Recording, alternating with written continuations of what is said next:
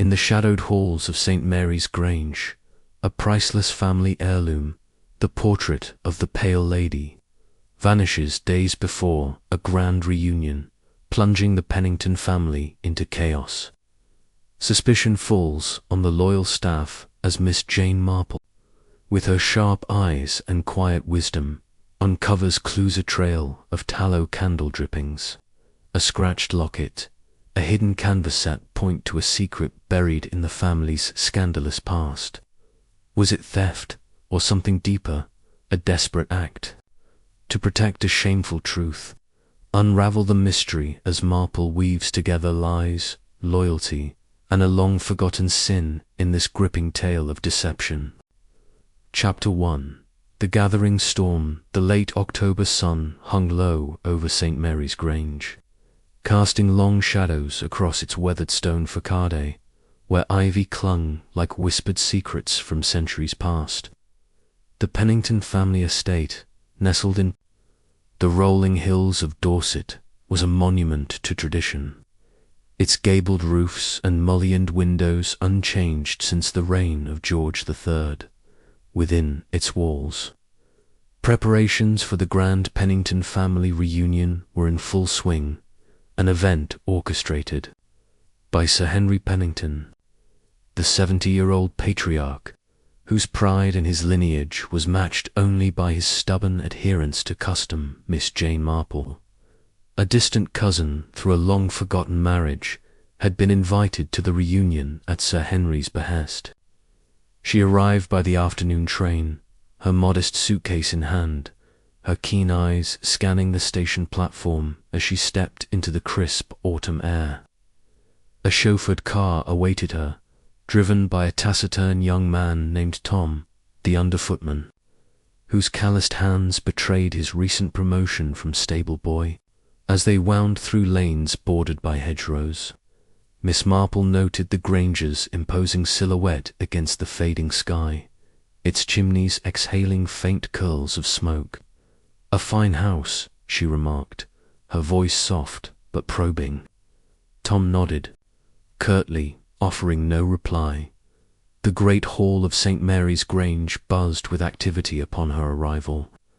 Maids darted about, their aprons starched to perfection, polishing silver candelabra and arranging vases of late-blooming roses.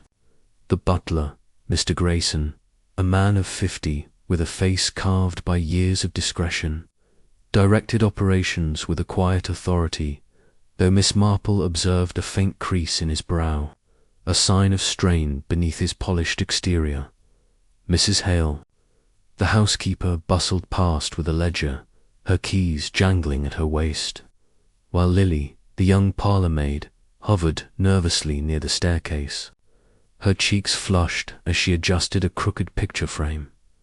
Sir Henry greeted Miss Marple in the drawing-room, his robust figure clad in a tweed suit that seemed to belong to a younger man's era. "Jane, my dear," he boomed, clasping her hand, "it's been too long. You'll see the family at its finest this week, and the Pale Lady, of course." His eyes gleamed with pride at the mention of the portrait of the Pale Lady, a 1783 masterpiece depicting Lady Eleanor Pennington, whose ethereal beauty and tragic history had elevated the painting to near-mythic status among the family. It was to be unveiled in the portrait gallery tomorrow, a centerpiece to rival any ancestral jewel. As the evening settled, the drawing-room filled with Penningtons. Clara, Sir Henry's daughter, a nervous woman of 40 whose delicate hands fluttered like moths. Her husband, Edward, a solicitor with a perpetually distracted air, and their son, Rupert, a lanky youth whose modern ideas clashed with his grandfather's reverence for tradition. Distant cousins and lesser relations trickled in their conversations, a tapestry of reminiscences and rivalries. Miss Marple, seated in a high-backed chair by the fire, her knitting needles clicking rhythmically, listened more than she spoke. She noted Clara's anxious glances toward the gallery door, Edward's preoccupation with his pocket watch, and Rupert's barely concealed boredom.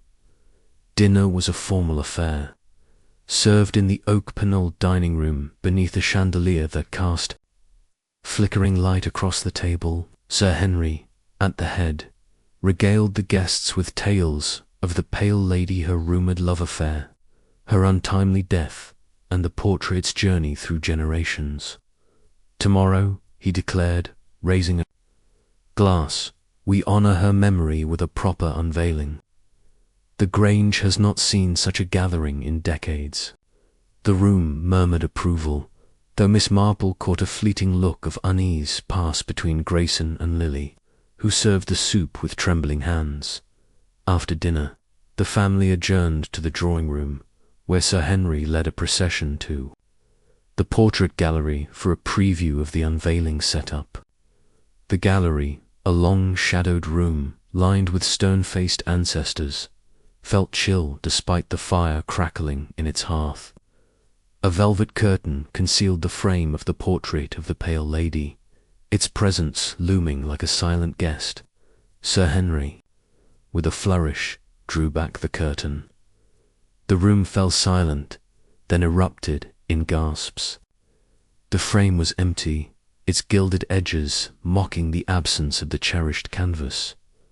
Clara stifled a cry, clutching Edward's arm.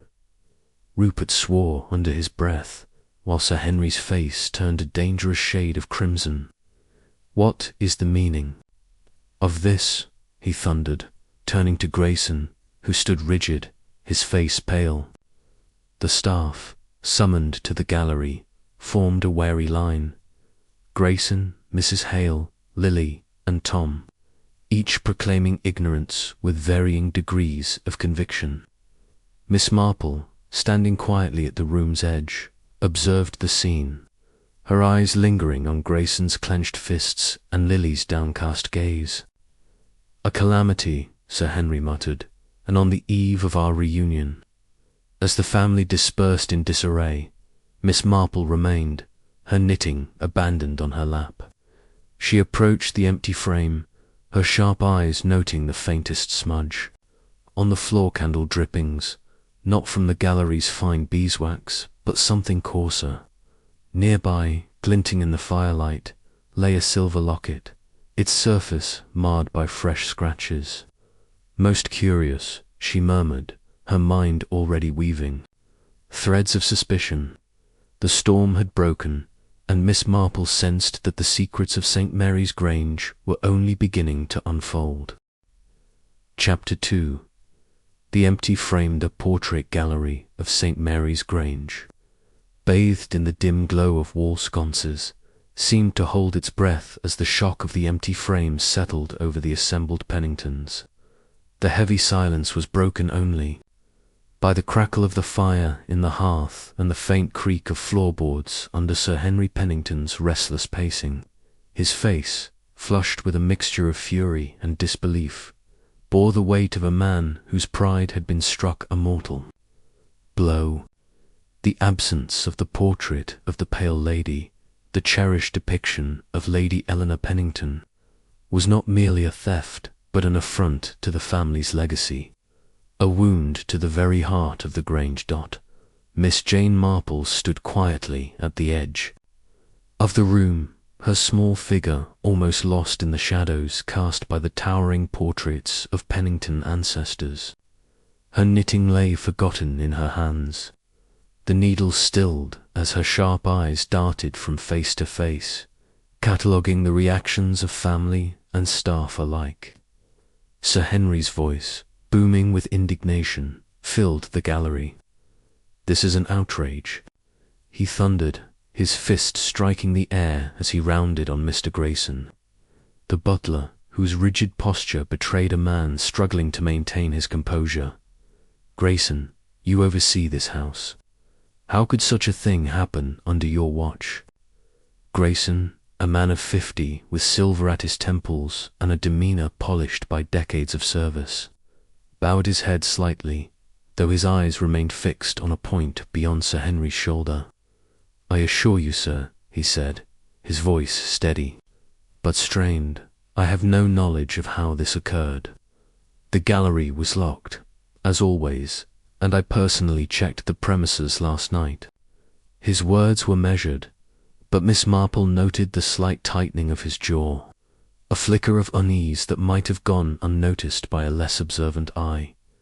Clara Pennington, Sir Henry's daughter, stood clutching her husband Edward's arm, her delicate features crumpled in distress. "Oh, Papa, it's gone," she cried, her voice trembling. "The pale lady our hereditary, will the family think?"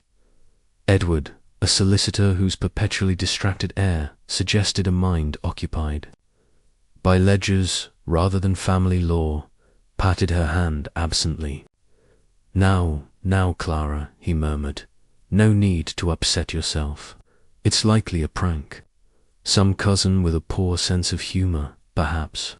His attempt at reassurance fell flat, and Clara's eyes brimmed with tears. Young Rupert, their son, leaned against a pillar, his lanky frame slouched in a posture of studied indifference. "Bit of a fuss over a dusty old painting, isn't it?" he remarked, his tone carrying the brash confidence of youth. Sir Henry shot him a withering glare. "Mind your tongue, boy," he snapped. "That dusty old painting is worth more than your entire Oxford education." Rupert shrugged, but Miss Marple caught the faintest smirk on his lips, a detail she tucked away for later consideration.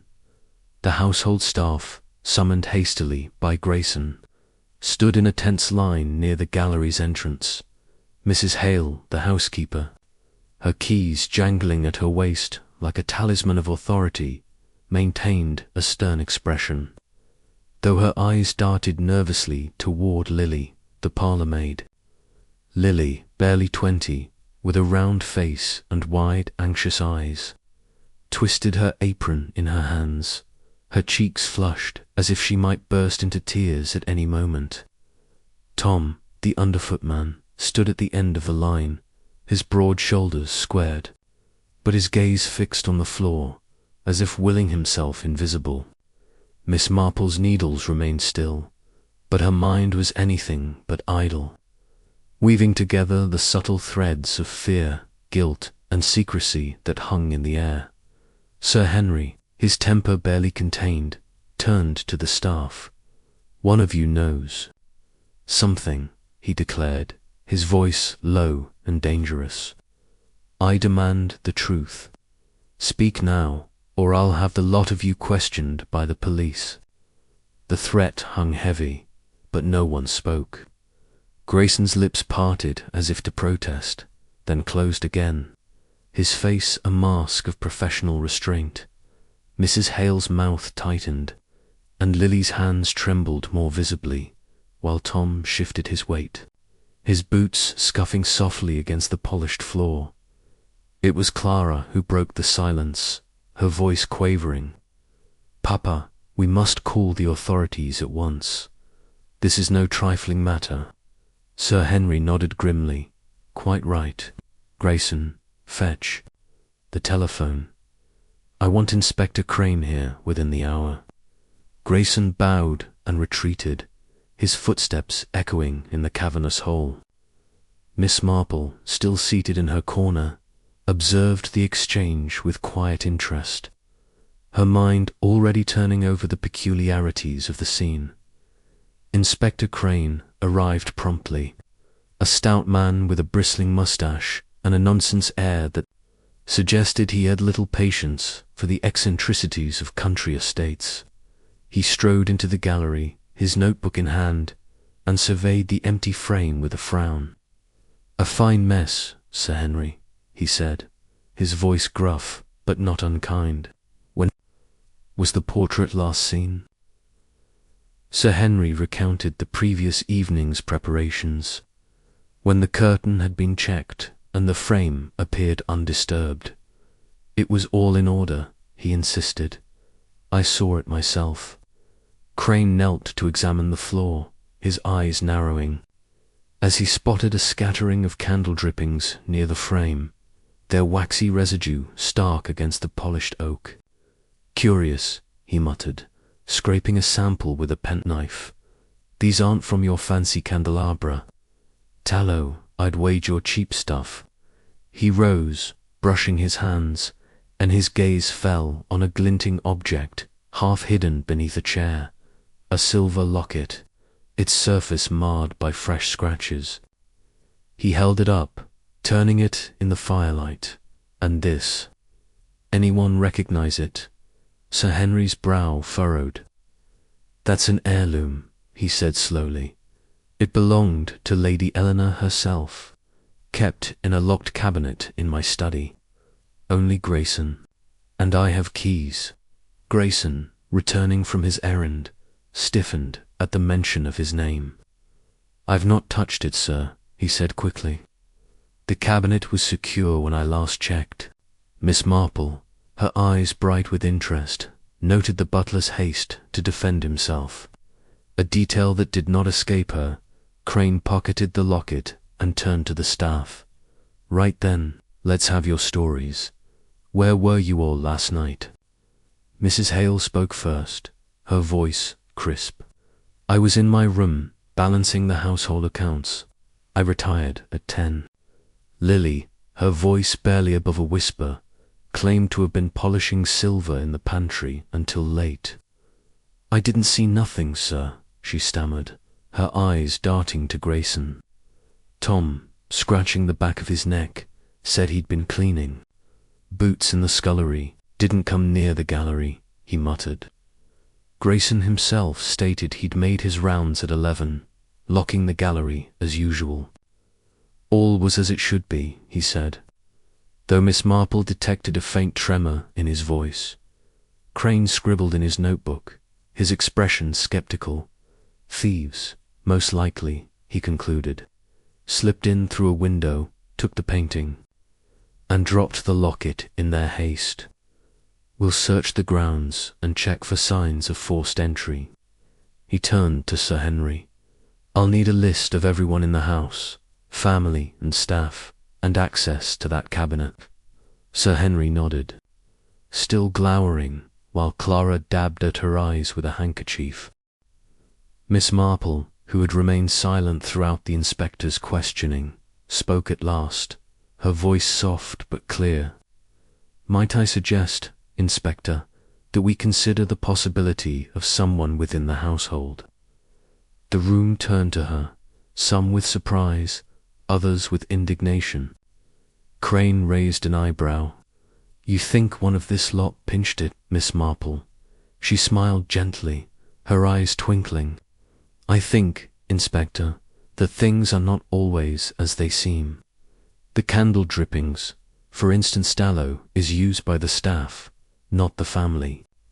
And the locket, so conveniently found. It's all rather suggestive, don't you think? Crane grunted, unimpressed, but Sir Henry's eyes narrowed. You're saying one of my own people did this? He demanded. Miss Marple's smile did not waver. I'm saying, Sir Henry, that we should keep an open mind. Secrets have a way of hiding in plain sight. Her words, gentle as they were, sent a ripple of unease through the room.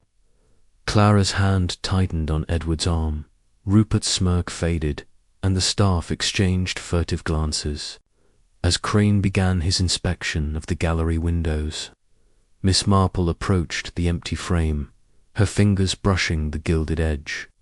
The candle drippings formed an uneven trail, leading not toward the windows, but toward the fireplace, where the ashes lay undisturbed. She knelt, her movements slow and deliberate, and peered at the hearth. A faint smudge of wax on the fireplace screen caught her eye, a detail Crane had overlooked. Most interesting, she murmured, her mind turning over the possibility that the theft was not a theft at all, but something more calculated. She rose and turned to Grayson, who stood nearby, his face impassive. Mr. Grayson, she said pleasantly, you mentioned checking the gallery last night. Did you notice anything unusual? A draught, perhaps, or a sound out of place? Grayson hesitated, his eyes flickering toward the fireplace. Nothing, Miss Marple," he said firmly. All was quiet. She nodded, her expression unchanged, but her mind noted his pause, his glance, his too quick assurance. The family began to disperse, Sir Henry muttering about insurance claims, Clara fretting over the reunion's ruined centerpiece, and Rupert slipping away with a muttered excuse about needing air. The staff returned to their duties, though Lily lingered, her eyes darting nervously toward the gallery door. Miss Marple resumed her seat, picking up her knitting with a serene smile. The needles clicked softly, a counterpoint to the storm of suspicion brewing in her mind. She thought of her village, St. Mary Mead, where human nature revealed itself in small, telling ways. A glance, a hesitation, a lie disguised as truth. The Grange, for all its grandeur, was no different. The candle drippings, the scratched locket, the empty frame, they were pieces of a puzzle, and Miss Marple was determined to fit them together. Someone wanted that portrait gone, she thought, but not far, and they wanted it noticed. The why and the who remained elusive, but she knew they lay within the walls of St. Mary's Grange, hidden among the faces she had watched so closely. As the fire burned low, casting flickering shadows across the gallery, Miss Marple's needles moved steadily, her thoughts weaving a tapestry far more intricate than the wool in her hands. The pale lady's absence was a challenge, and Miss Jane Marple was not one to shy away from a mystery. Chapter 3. The staff's secrets the morning after the discovery of the empty frame dawned grey and heavy, with clouds pressing low over St. Mary's Grange, as if the heavens themselves mirrored the unease within its walls. The Pennington family reunion, meant to be a celebration of lineage and legacy, now hung under a pall of suspicion, the absence of the portrait of the pale lady casting a shadow over every conversation. In the breakfast room, the clink of porcelain and the murmur of subdued voices formed a fragile veneer over the household's disquiet. Miss Jane Marple, seated at the far end of the table with a cup of tea and a slice of toast, appeared absorbed in her meal, but her sharp eyes missed nothing. She noted Clara Pennington's red-rimmed eyes, Edward's distracted stirring of his coffee, and Rupert's absence altogether, his chair conspicuously empty. Sir Henry, at the head of the table, glowered over his kedgeree, his earlier fury tempered into a smouldering resolve. "I'll have answers today," he declared, his voice carrying the weight of a man accustomed to command. "Inspector Crane will be back, and I expect every soul in this house to cooperate." The family nodded mutely, their thoughts elsewhere, while the staff, moving silently to clear plates, seemed to shrink under the weight of his words. Miss Marple, spreading marmalade with deliberate care, observed the subtle shifts in posture, the way Mrs. Hale's shoulders stiffened, the flicker of Lily's gaze toward the door, and Tom's awkward shuffle as he nearly dropped a saucer. After breakfast, Miss Marple retired to the morning room, a cosy space lined with bookshelves and warmed by a modest fire. She settled into an armchair, her knitting bag at her side, and began to work on a pale blue shawl. The soft click of her needles, a steady rhythm against the morning's tension. She had no intention of joining Inspector Crane's formal inquiries, which were set to resume in the library. His methods, thorough but blunt, relied on authority and confrontation, whereas Miss Marple preferred the quieter art of observation, the gentle probing of conversation that revealed truths people scarcely knew they held. "People are so like themselves," she mused, recalling her village of St. Mary Mead, where a misplaced word or a nervous gesture could unravel the tightest secrets. Her first opportunity came when Mrs. Hale entered to adjust the curtains. Her movements brisk but her face etched with worry. Miss Marple smiled warmly. "Good morning, Mrs. Hale," she said, her voice as soothing as a vicar's sermon. "Such a trying time for the household, isn't it? You must be run off your feet with all this upset." Mrs. Hale hesitated, her hand lingering on the curtain. "Tassel, it's a terrible business, Miss Marple," she replied, her tone guarded but not unkind. "The Grange hasn't seen such a stir since the old master's time." Miss Marple nodded sympathetically, her needles never pausing. "I imagine you've seen many changes here over the years. You've been with the Penningtons a long time, haven't you?" Mrs. Hale's lips twitched, a flicker of pride breaking through her reserve. 25 years, Miss. I started as a housemaid under the late Lady Pennington." She paused, then added, "The portrait meant a great deal to her. She'd sit in the gallery for hours, looking at it." This piqued Miss Marple's interest. "Lady Eleanor's portrait has quite a history, I gather," she said casually. "All that talk of scandal, such things linger, don't they?" Mrs. Hale's eyes narrowed slightly, but she nodded. "Folks in the village still whisper about it. An affair, they say, with a gentleman who wasn't her husband. Not my place to repeat such things, of course." Miss Marple tilted her head, her expression one of gentle curiosity. "Of course not, though I heard Mr. Grayson's niece, Emily, was quite taken with the story. Visited recently, didn't she?" Mrs. Hale's fingers tightened on the curtain. "Emily, yes. She was here a fortnight ago, bringing a book for her uncle. Asked a lot of questions about the Grange's history, especially Lady Eleanor. Odd girl, always poking into old tales." Her tone carried a hint of disapproval, and Miss Marple filed it away, her needles clicking softly. "Young people are so curious," she remarked. "I suppose she stayed in the village." Mrs. Hale nodded. "At the Red Lion, with her aunt. Didn't come to the house, far as I know." But the housekeeper's quick glance toward the door suggested otherwise, and Miss Marple made a mental note to pursue this thread. As Mrs. Hale excused herself, Miss Marple turned her attention to Lily, who entered to replenish the fire.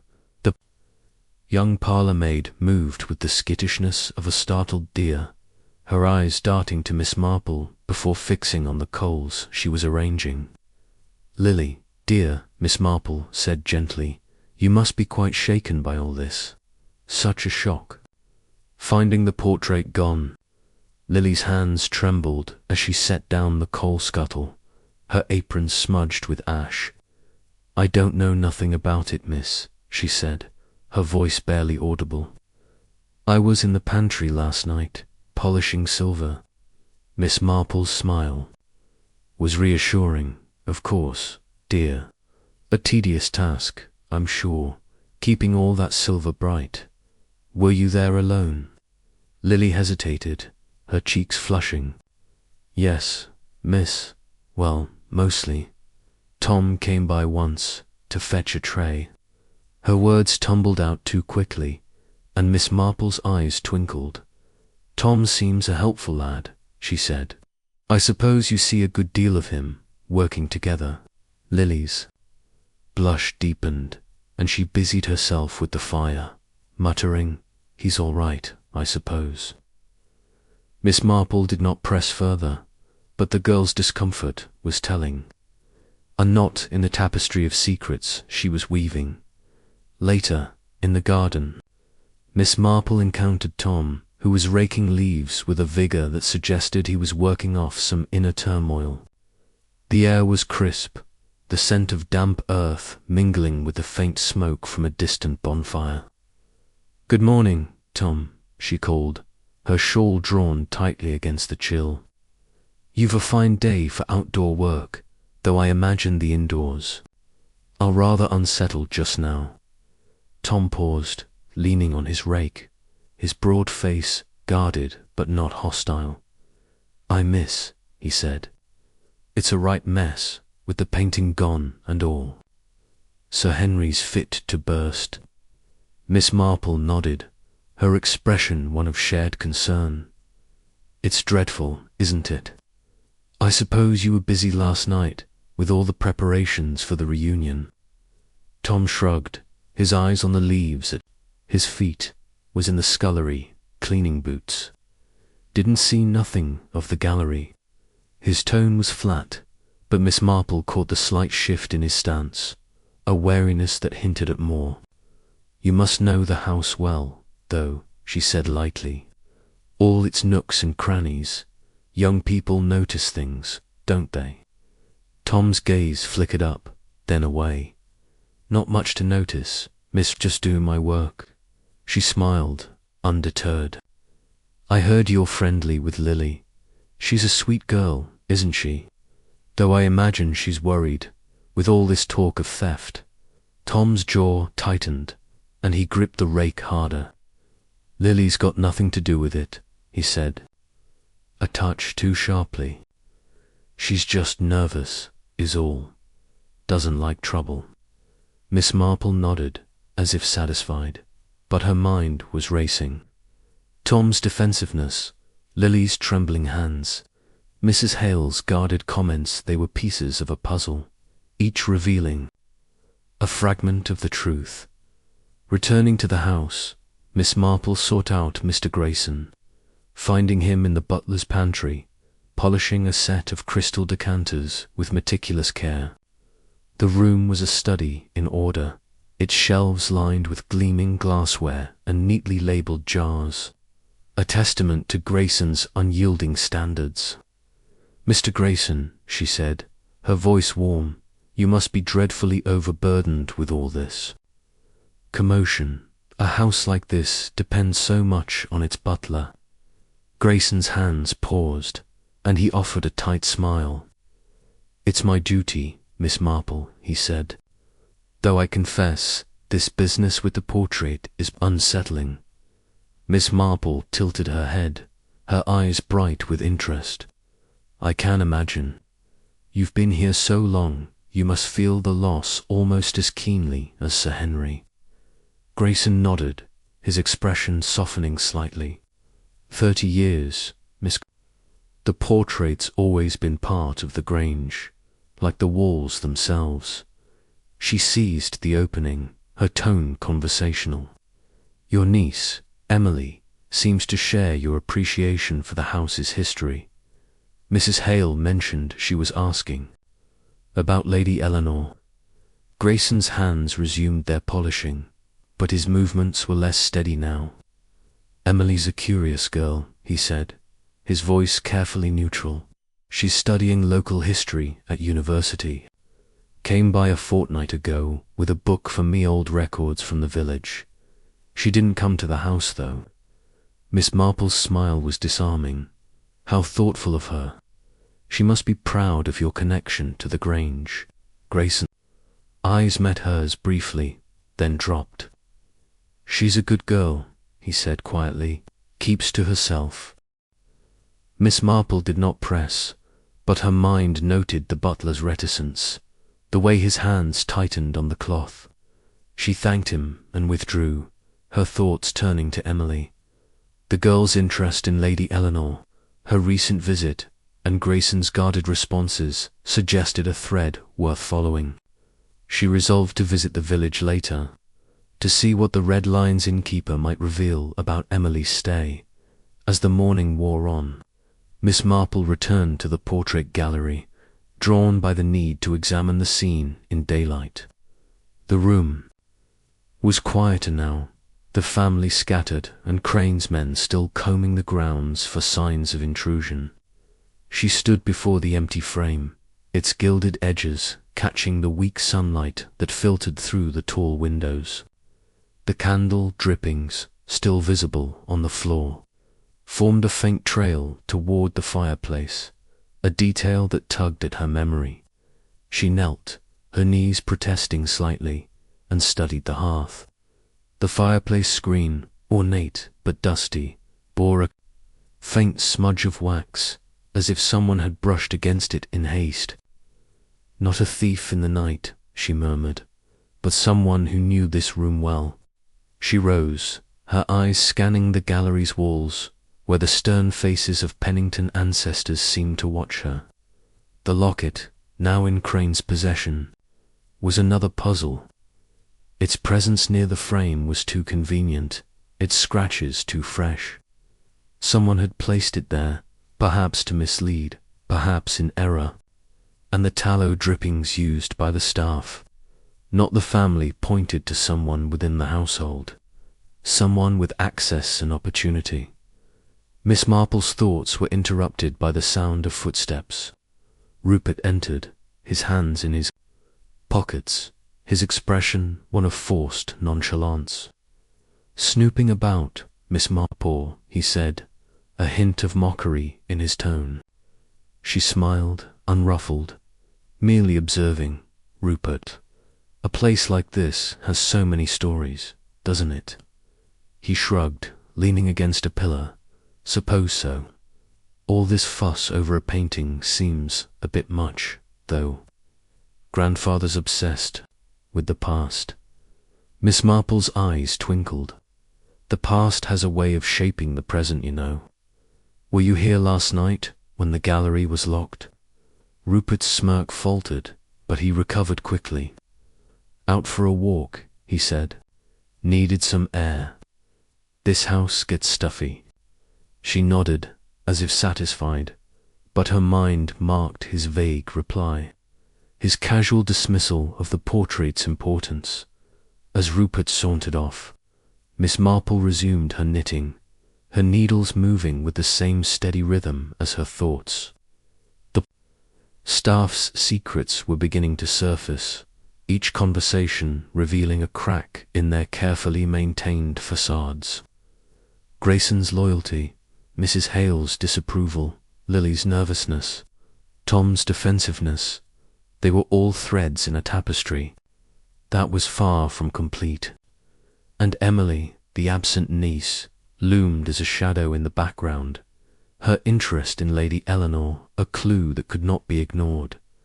The Grange, with its polished surfaces and hidden corners, was a microcosm of human nature, and Miss Marple knew that the truth lay not in grand gestures, but in the small, telling details. A glance, a pause, a lie half-spoken, as she tucked her knitting into her bag and prepared to venture to the village. She felt a quiet certainty that the mystery of the pale lady was beginning to unravel, one delicate thread at a time. Chapter 4. The Candle's Tale. The afternoon light filtered through the tall windows of St. Mary's Grange, casting a muted glow across the portrait gallery, where the empty frame of the portrait of the pale lady stood as a silent accusation. The household, still reeling from the morning's revelations, moved with a subdued air, the Pennington family's reunion now overshadowed by the mystery of the missing masterpiece. Miss Jane Marple, her shawl draped neatly over her shoulders, stood alone in the gallery, her sharp eyes tracing the faint trail of candle drippings that marred the polished oak floor. The drippings, coarse and tallow, were an anomaly in a house accustomed to the refined glow of beeswax, and they tugged at her mind like a loose thread in a familiar tapestry. She knelt, her movements slow and deliberate, to examine the wax more closely. The drippings were not scattered haphazardly, as one might expect from a careless thief, but formed a distinct path, leading from the empty frame toward the fireplace at the far end of the room. The trail was faint, almost invisible in the daylight, but Miss Marple's keen observation missed nothing. "Curious," she murmured, her voice soft as the rustle of her knitting bag. "A thief in a hurry would not linger by the hearth, nor use a servant's candle in a room like this." The fireplace, with its ornate marble surround and heavy iron screen, seemed an unlikely destination for a hurried escape, yet the wax suggested otherwise. Miss Marple rose, her knees protesting, faintly, and approached the hearth. The fire was unlit, its ashes cold, but the screen bore a telltale smudge of wax, as if someone had brushed against it in passing. She tilted her head, her mind turning over the implications. In her village of St. Mary Mead, she had often found that the smallest details, misplaced teacup, a scuff on a doorstep, truths that grander gestures concealed. Here, in the grandeur of the Grange, the principle was no different. The candle drippings were a clue, not to a thief's flight, but to a deliberate act, one carried out by someone who knew the house intimately. She turned her attention to the gallery's other clue, the antique locket, now in Inspector Crane's possession, but its image lingered in her mind. The fresh scratches on its silver surface, the initials EP, engraved in elegant script, and its unlikely presence near the frame suggested a purpose beyond mere accident. Miss Marple's thoughts drifted to the locked cabinet in Sir Henry's study, where the locket had been kept. Only Sir Henry and Mr. Grayson held keys, yet the locket had appeared here, in the gallery, as if placed to be found. A distraction, perhaps, she mused, or a mistake. Either way, it pointed to someone within the household, someone with access and intent, determined to pursue the candle's tail. Miss Marple sought out Mrs. Hale, the housekeeper, whose domain included the household stores of candles and linens. She found her in the linen room, a narrow space fragrant with lavender and starch, where Mrs. Hale was inspecting a stack of tablecloths with the precision of a general reviewing troops. Mrs. Hale, Miss Marple said, her tone warm and unassuming, "I hope I'm not interrupting. I was wondering about the candles used in the house. Such a grand place must require a great many, I imagine." Mrs. Hale looked up, her expression wary but polite. "We manage, Miss Marple," she said, folding a cloth with crisp efficiency. "Beeswax for the family rooms, tallow for the servants' quarters. It's always been that way." Miss Marple nodded, her eyes bright with interest. "Of course. And the gallery only beeswax there, I presume. Those lovely candelabra must cast a fine light." Mrs. Hale's hands paused, and she met Miss Marple's gaze. "That's right, Miss. No tallows allowed in the gallery. Sir Henry's particular about it." Miss Marple's smile was disarming. "Quite right, too. Though I did notice some drippings on the gallery floor tallow, I believe. Most unusual, don't you think?" Mrs. Hale's lips tightened, and for a moment her fingers gripped the tablecloth too firmly. "I wouldn't know about that, Miss," she said, her voice clipped. "The maids clean the gallery daily. If there's wax, it's not my doing." Miss Marple nodded, as if satisfied, but her mind noted the housekeeper's defensiveness, the slight flush in her cheeks. "Of course," she said gently, "you have so much to oversee. It's a wonder you keep it all in order." Leaving Mrs. Hale to her linens, Miss Marple made her way to the servants' hall, a plain room below stairs where the staff took their meals. There she found Lily, the parlour maid, polishing a silver tray with a nervous energy that bordered on frenzy. The girl started at Miss Marple's approach, nearly dropping the tray. "Oh, miss," she exclaimed, her round face bowling. "I didn't see you there." Miss Marple smiled reassuringly. "No need to be alarmed, Lily. I was just admiring your work. That tray gleams like a mirror." Lily's hands trembled as she set the tray down, her eyes avoiding Miss Marple's. "Thank you, miss," she mumbled. "Just doing my job." Miss Marple settled into a chair, her knitting bag at her side, and drew out her needles. The soft click a soothing counterpoint to the girl's unease. It must be difficult, she said, her tone conversational, working in such a busy house, especially with all this upset over the portrait. Were you polishing silver last night, as you said? Lily nodded, her fingers twisting the polishing. Cloth, yes, miss. In the pantry, till late. Didn't see nothing of the gallery. Her words were rehearsed, and Miss Marple's eyes twinkled. Of course, dear. Though I wonder those tallow candles you use down here, do they ever find? They're way upstairs. I noticed some drippings in the gallery, you see. Lily's eyes widened, and she shook her head vehemently. No, miss. I'd never take a tallow candle up there. Mrs. Hale would have my head. Her voice rose, and Miss Marple noted the genuine fear in her tone, though whether it was of Mrs. Hale or something else. She could not yet say, did anyone else come to the pantry last night? Miss Marple asked, her needles moving steadily. Tom, perhaps. He seemed such a helpful young man. Lily's blush returned, and she busied herself with the tray. Tom stopped by, just for a moment. Needed a tray for the morning tea. That's all. Miss Marple nodded, her expression one of gentle understanding. Young people do like to chat, don't they? I suppose you and Tom are quite friendly. Lily's hands stilled, and she glanced at the door, as if expecting someone to interrupt. We talk sometimes, she said softly. Nothing more, miss. Marple did not press, but her mind catalogued the girl's nervousness. The way her eyes darted to the door, the quickness of her denial. She thanked Lily and moved on. Her next stop, the scullery, where Tom was scrubbing pots with a vigour that suggested he was working off some inner turmoil. The room was damp and warm, the air thick with the scent of soap and steam.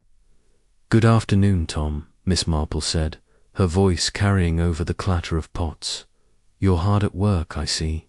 It must be a relief to have such straightforward tasks in all this confusion. Tom glanced up, his broad face wary but not hostile. I miss, he said, wiping his hands on his apron. Better than answering questions all day. Miss Marple smiled, settling onto a stool near the door. I can imagine Inspector Crane does have a way of making things feel rather official, doesn't he? Though I wonder about those candle drippings in the gallery. Tallow, I'm told. You use those down here, don't you? Tom's hands paused, and he looked at her sharply. We do, miss, but I didn't take none upstairs. I was here, cleaning boots, like I told the inspector. His tone was defensive, and Miss Marple noted the way his shoulders tensed. Of course, she said, her voice soothing. Though I suppose someone might have borrowed a candle, perhaps without thinking. You didn't notice anything unusual last night, did you? A light where it shouldn't be, perhaps. Tom shook his head, his eyes on the pot he was scrubbing. Didn't see nothing, miss. Just did my work and went to bed. Miss Marple's needles clicked softly, and she tilted her head. You and Lily seemed to get along well. Did you see her in the pantry last night? Tom's jaw tightened, and he scrubbed harder. Passed by for a tray, that's all she was. Busy, same as me. His words were clipped, and Miss Marple sensed a loyalty in his tone, a protectiveness that went beyond mere camaraderie. She thanked him and returned to the gallery, her thoughts turning over the morning's conversations. The tallow drippings were a deliberate clue, she was certain, pointing not to an outsider but to someone within the household's orbit. Mrs. Hale's defensiveness, Lily's nervousness, Tom's protectiveness, they all suggested a web of connections. A shared secret perhaps, though its shape remained elusive. The locket, too, gnawed at her thoughts. Its presence in the gallery was no accident. but whether it was meant to mislead or had been dropped in error, she could not yet say. Seeking a fresh perspective, Miss Marple ventured to the library, where Sir Henry was poring over insurance papers, his face a mask of frustration. "Miss Marple," he said, looking up, "I trust you're not as baffled as the rest of us. Crane's men have found nothing, no broken windows, no footprints. It's as if the portrait vanished into thin air." Miss Marple settled into a chair, her knitting resuming its steady rhythm. "It's a puzzling business, Sir Henry," she said, "though I wonder about the locket.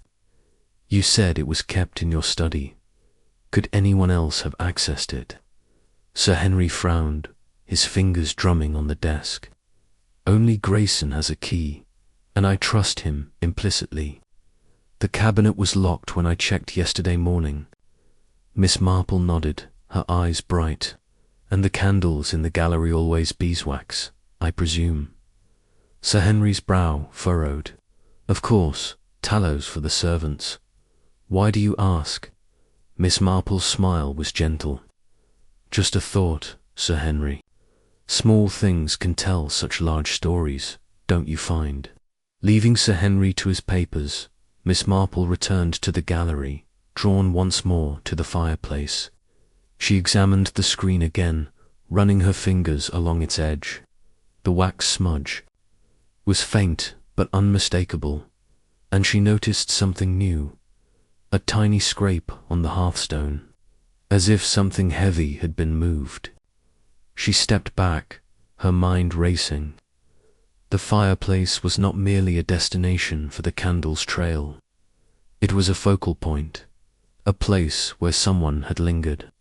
Not stolen, she thought, but hidden, perhaps. The idea was tantalizing, suggesting a motive more complex than theft. As the afternoon waned, Miss Marple encountered Clara in the drawing-room, where she was arranging flowers with a distracted air. "Miss Marple," Clara said, her voice trembling, "this whole affair is dreadful. The reunion is ruined, and Papa is beside himself." Miss Marple offered a sympathetic smile. "It's a great shock, my dear. Though I wondered, did you notice anything odd in the gallery recently? A visitor, perhaps, or something out of place?" Clara's hands paused, and she shook her head. "Nothing, I'm afraid, though. Emily, Mr. Grayson's niece, was here a fortnight ago. She asked about the portrait, said it was for her studies. I thought it odd, but she's always been curious about the family." Miss Marple's eyes twinkled. "How interesting. Did she come to the house often?" Clara frowned, thinking, "Not often, but she was here that day, in the library with her uncle. I didn't see her in the gallery." Miss Marple nodded, her mind adding this to the growing tapestry. Emily's interest in the portrait, the tallow drippings, the locket's scratches, they were threads converging, pointing to a purpose she could almost grasp as she prepared to retire for the evening. Miss Marple stood once more in the gallery, the empty frame looming in the twilight. The candle's tale was clear. Someone had used a tallow candle, forbidden in the gallery, and left a trail to the fireplace. The locket, with its fresh scratches, suggested haste or carelessness, but also intent. Someone wanted the portrait gone, she thought, but not far. And they wanted us to notice. The why and the who were still shadows, but Miss Marple knew that in the quiet corners of St. Mary's Grange, the truth was waiting to be found, one delicate clue at a time. Chapter 5. The locket story, the second day at St. Mary's Grange, dawned with a mist that clung to the Dorset hills, wrapping the estate in a shroud of secrecy that seemed to mirror the mystery of the missing portrait of the pale lady. The household moved with a strained civility. The Pennington family's reunion, now a hollow ritual, overshadowed by the empty frame in the portrait gallery. Miss Jane Marple, seated in the morning room with her knitting, observed the comings and goings with her usual quiet attention.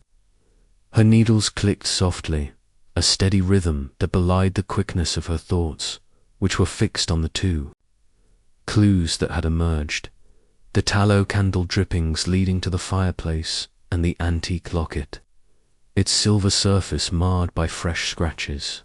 Found so conveniently near the empty frame, the locket, now held by Inspector Crane, was a puzzle that gnawed at Miss Marple's mind. Its presence in the gallery suggested deliberation, yet the scratches hinted at haste or carelessness, a contradiction that pointed to a purpose she could not yet fully discern. The locket's engraving EP tied it to Lady Eleanor Pennington, and its storage in Sir Henry's locked cabinet limited access to a select few. Miss Marple's thoughts turned to Mr. Grayson, the butler, whose key to the cabinet made him a figure of interest, though his 30 years of service spoke of loyalty. Loyalty, she mused, can be a complicated thing, like a shawl knitted, with two colours, one for duty, one for something else entirely. Determined to unravel the locket's story, Miss Marple sought out Sir Henry, whom she found in his study, a room heavy with the scent of old leather and pipe smoke. He was sorting through a pile of letters, his face etched with the strain of the past 2 days. "Miss Marple," he said, looking up with a weary nod, "I hope you're finding some sense in this madness. Crane's men are still poking about, but they've found nothing." Miss Marple settled into a chair, her knitting bag at her side, and offered a sympathetic smile. "It's a trying time, Sir Henry. I was wondering about the locket found in the gallery. You mentioned it was kept here, in the cabinet. Could you tell me more about it?" Sir Henry leaned back, his fingers drumming on the desk. "It's an heirloom, passed down from Lady Eleanor herself, silver, engraved with her initials, and said to contain a miniature of her lover, though no one's opened it in my lifetime. It's been locked in that cabinet for years." He gestured to a mahogany cabinet in the corner, its brass fittings gleaming faintly in the morning light. "Only Grayson and I have keys. I checked it myself 2 days ago, before this whole fiasco, and it was secure." Miss Marple's eyes followed his gesture, noting the cabinet's sturdy lock. "And the key?" she asked, her tone light. "You keep it on you, I presume?" Sir Henry patted his waistcoat pocket. "Always. Grayson has the spare, but he's never given me cause to doubt him." Miss Marple nodded, her needles clicking softly. "Of course, though I noticed a smudge of wax on the cabinet's keyhole when I passed by earlier. Most curious, don't you think?" Sir Henry's brow furrowed, and he rose to inspect the cabinet, his fingers brushing the lock. "Wax," he muttered, peering closely. "I don't see it." Miss Marple joined him, pointing to a faint, almost invisible residue near the keyhole. "There, just a trace. It looks like tallow, the same as the drippings in the gallery." Sir Henry's eyes narrowed, and he straightened, his voice sharp. "Grayson will have to explain this. If someone's tampered with my cabinet, I'll have their hide." Miss Marple's smile was gentle but knowing. "Let's not rush to conclusions, Sir Henry. Small things can be so revealing, but they need careful handling." Leaving Sir Henry to his indignation, Miss Marple sought out Mr. Grayson, whom she found in the dining room, arranging place settings for luncheon with his usual meticulous care. The room was quiet, the long table set, with gleaming silver and crystal, but Grayson's face bore the strain of a man carrying more than the weight of his duties. "Mr. Grayson," Miss Marple said, her voice warm, "you must be quite exhausted with all this upheaval." "I was just speaking with Sir Henry about the locket. It's such a curious thing, finding it in the gallery, don't you think?" Hans paused, a napkin half folded in his fingers. Very curious, Miss Marple, he said, his voice steady but his eyes guarded. I've no idea how it got there. The cabinet was locked, as always. Miss Marple tilted her head, her needles moving with a soothing rhythm, of course, though I did notice a bit of wax on the cabinet's keyhole tallow, like the drippings.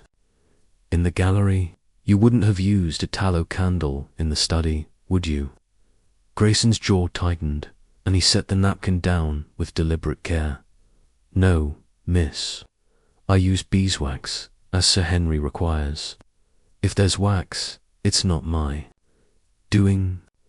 Miss Marple nodded, her expression one of gentle curiosity. I'm sure you're right, though it does make one wonder who might have had access to the cabinet. Your niece, Emily, perhaps. She was here recently, wasn't she? Face hardened, but his voice remained even. Emily didn't come to the house, Miss Bay. She brought me a book at the village, that's all. She's no interest in lockets or paintings. Miss Marple's eyes twinkled, but she did not press further. How thoughtful of her, she said. Family ties are so important, aren't they? Grayson nodded curtly and excused himself, his footsteps brisk as he left the room. Miss Marple's thoughts turned to the locket scratches, a detail that suggested recent handling, perhaps in haste. She recalled Clara's mention of Emily's interest in Lady Eleanor's scandal, and Grayson's guarded responses only deepened her suspicion that the niece was a thread worth following. Determined to learn more, she decided to visit the village, where Emily had stayed at the Red Lion. She donned her coat and hat, her knitting bag slung over her arm, and made her way to the stable, where Tom, the underfootman, was harnessing a pony cart for her journey. Off to the village, Miss Tom asked, his broad face wary as he adjusted the reins. Miss Marple smiled, settling into the cart. Just a little outing, Tom. The air will do me good. You must know the village well, living here all your life. Tom nodded, his eyes on the pony. I, miss. Born and raised in St. Mary's. Miss Marple's tone was conversational. I hear Mr. Grayson's niece, Emily, stayed at the Red Lion recently. A bright girl, I'm told. Did you see her about? Tom's hands tightened on the reins, and he shrugged. Me'd have seen her. At the inn, Miss keeps to herself, mostly. Miss Marple noted his reticence, the way his shoulders hunched slightly. She's studying history, I believe, she said. Lady Eleanor's story must fascinate her, with all its whispers of scandal. Tom's eyes flicked to hers, then away. Don't know about that, miss. She didn't talk much. He handed her the reins, his manner abrupt, and Miss Marple thanked him, her mind cataloguing his unease as the cart rattled toward the village. The Red Lion was a quaint, in its timbered walls and thatched roof, a picture of rustic charm. The innkeeper, Mrs. Baxter, a stout woman with a brisk manner, greeted Miss Marple with a nod. Good day, ma'am, she said, wiping her hands on her apron. What brings you here? Miss Marple smiled, setting her knitting bag on the counter. Just a bit of village air, Mrs. Baxter. I understand Mr. Grayson's niece, Emily, stayed here recently. I thought I might have a word with her, if she's about. Mrs. Baxter's face brightened. Emily, she was here a fortnight ago, stayed 3 nights. Quiet girl, always reading or scribbling in her notebook. Asked a lot about the Grange, mind you old stories, especially about Lady Eleanor. Miss Marple's eyes sparkled. How interesting. Did she visit the Grange at all? Mrs. Baxter frowned, thinking, not that I saw, but she was out most evenings. Said she was meeting her uncle, though I heard she went to the church archives, digging up records. Miss Marple nodded, her needles clicking as she drew out her knitting. Records can be so revealing, can't they? Did she seem preoccupied, perhaps? Mrs. Baxter leaned closer, her voice lowering. A bit, ma'am. She was jumpy, like she was hiding something. Kept a small case with her, locked tight. Didn't let the maids touch it. Miss Marple thanked her, her mind turning over this. New detail. A locked case, an interest in Lady Eleanor. An evenings unaccounted for Emily was becoming a figure of increasing significance. Returning to the Grange, Miss Marple sought out Clara, whom she found in the conservatory, tending to a wilting fern with a distracted air. Miss Marple, Clara said, her voice fragile, this whole affair is wearing me down. The families. Talking of nothing but the portrait. Miss Marple offered a sympathetic smile. It's a great loss, my dear. I was just in the village, hearing about Emily's visit. She seemed quite taken with Lady Eleanor's story, didn't she? Clara's hands paused, and she nodded.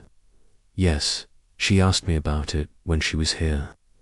Wanted to know about the scandal Lady Eleanor's affair, the whispers of an illegitimate child.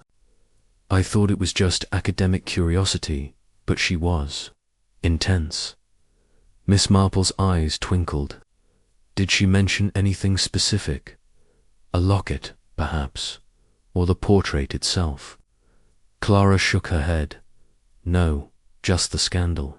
She said it was for her studies, but I wondered if there was more to it.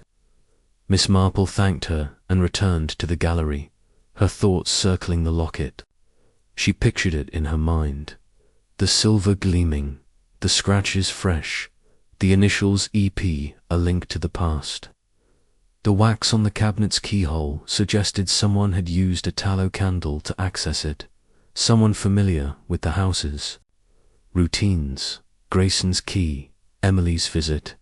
The scratches all pointed to a plan, but its purpose remained elusive. Was the locket a deliberate clue, meant to mislead, or an error, dropped in haste? And why the gallery, with its trail of drippings leading to the fireplace? She stood before the hearth, her eyes tracing the wax smudge on the screen. The scrape on the hearthstone, noticed earlier, hinted at movement, something shifted or concealed. The locket tells a story, she murmured, but it's only part of the tale. She thought of St. Mary Mead, where a lost brooch or a misplaced letter had often revealed motives hidden in plain sight. Here, the locket was a key, but to what lock? As evening approached, Miss Marple encountered Rupert in the hall, his lanky frame slouched against a banister.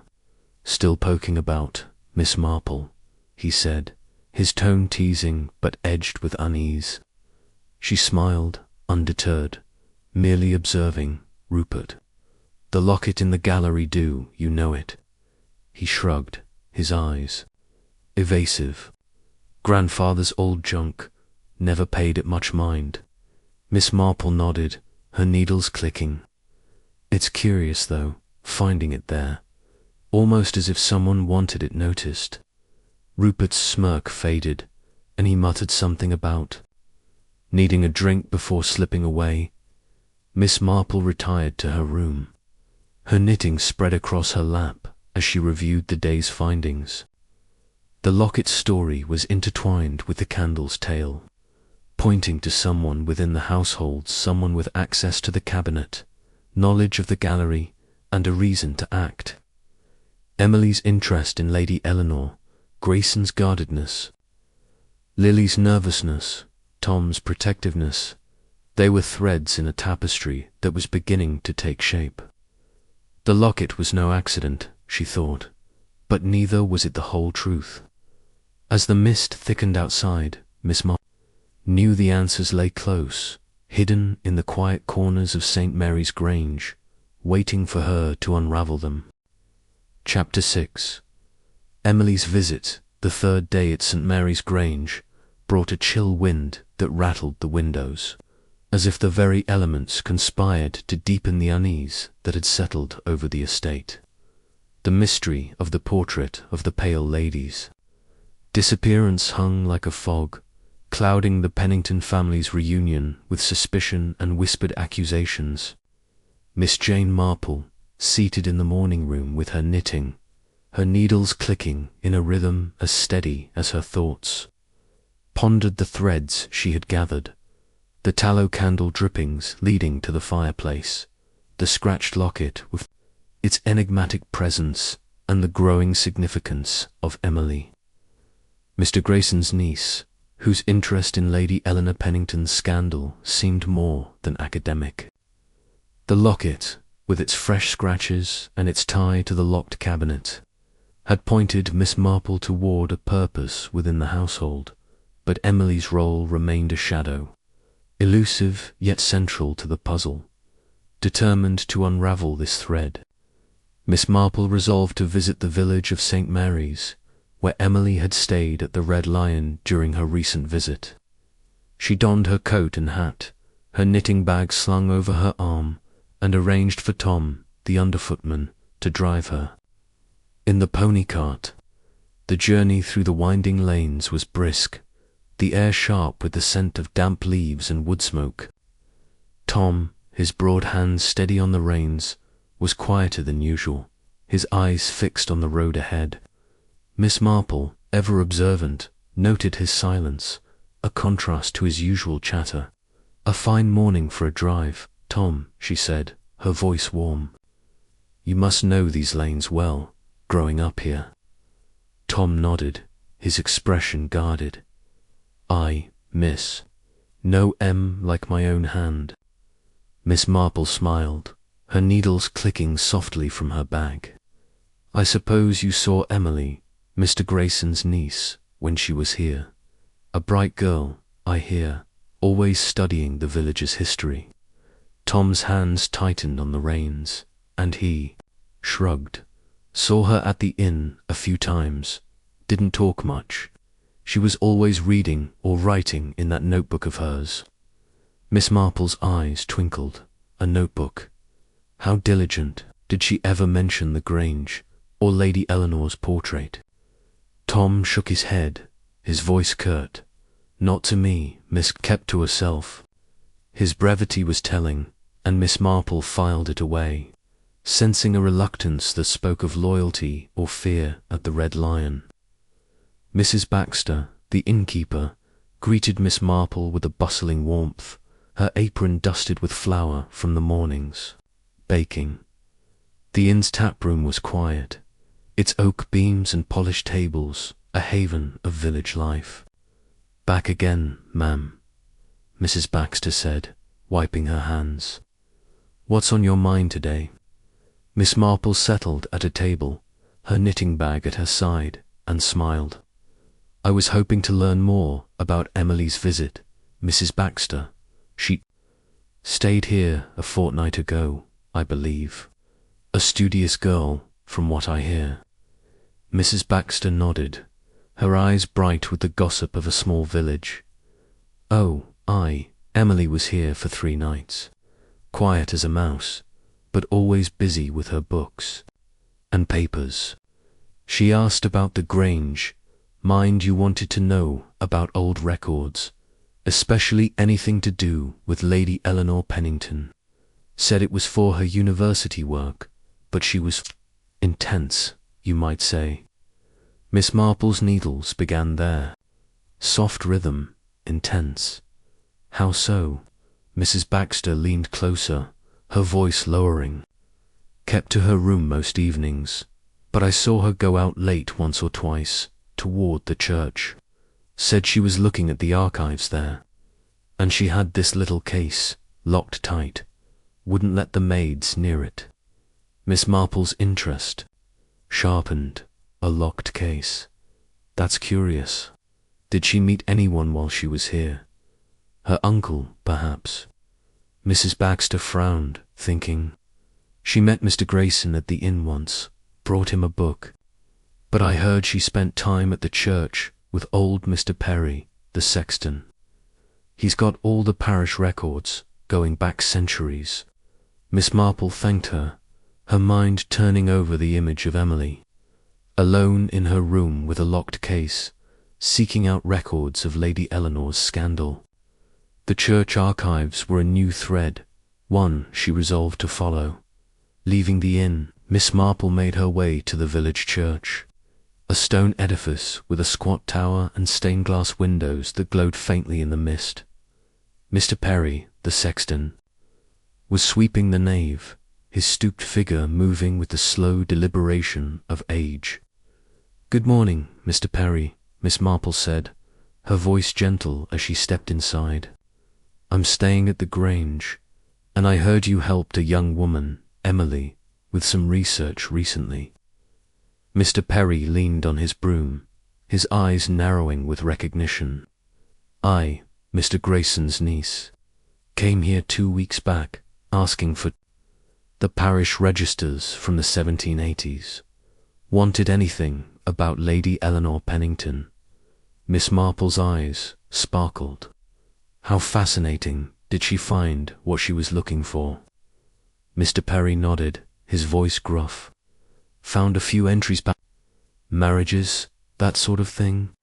She was particularly interested in a record from 1784, a baptism for a child born out of wedlock. Mother listed as Eleanor P. She copied it down, seemed mighty pleased. Miss Marple's needles paused, her mind racing. A child, that would be quite a discovery.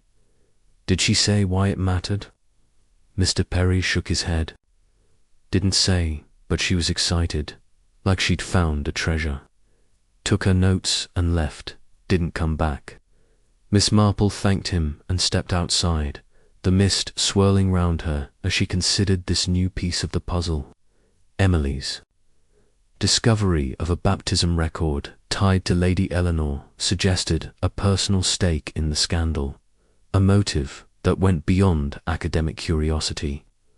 The locked case, the late-night visits to the church, the book delivered to Grayson all pointed to a plan, one that might explain the locket's presence and the portrait's absence.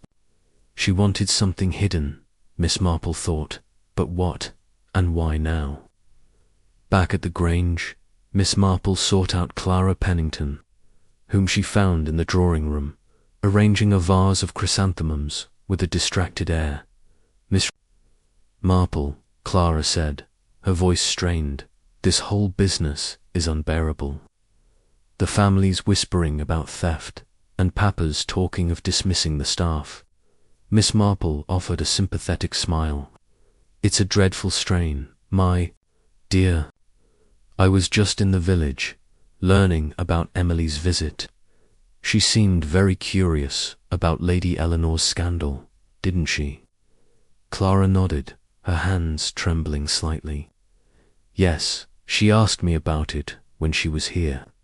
Wanted to know about the affair, the rumors of a child. I told her it was old gossip, nothing more, but she was persistent. Said it was for her studies, but I wondered if there was something personal about it." Miss Marple's eyes twinkled. "Did she mention anything specific? A locket, perhaps, or the portrait itself?" Clara shook her head. "No, just the scandal. She seemed almost protective of Lady Eleanor's memory, which I found odd." Miss Marple thanked her and made her way to the portrait gallery, drawn once more to the scene of the mystery. The empty frame loomed in the afternoon light, its gilded edges a stark reminder of the missing canvas.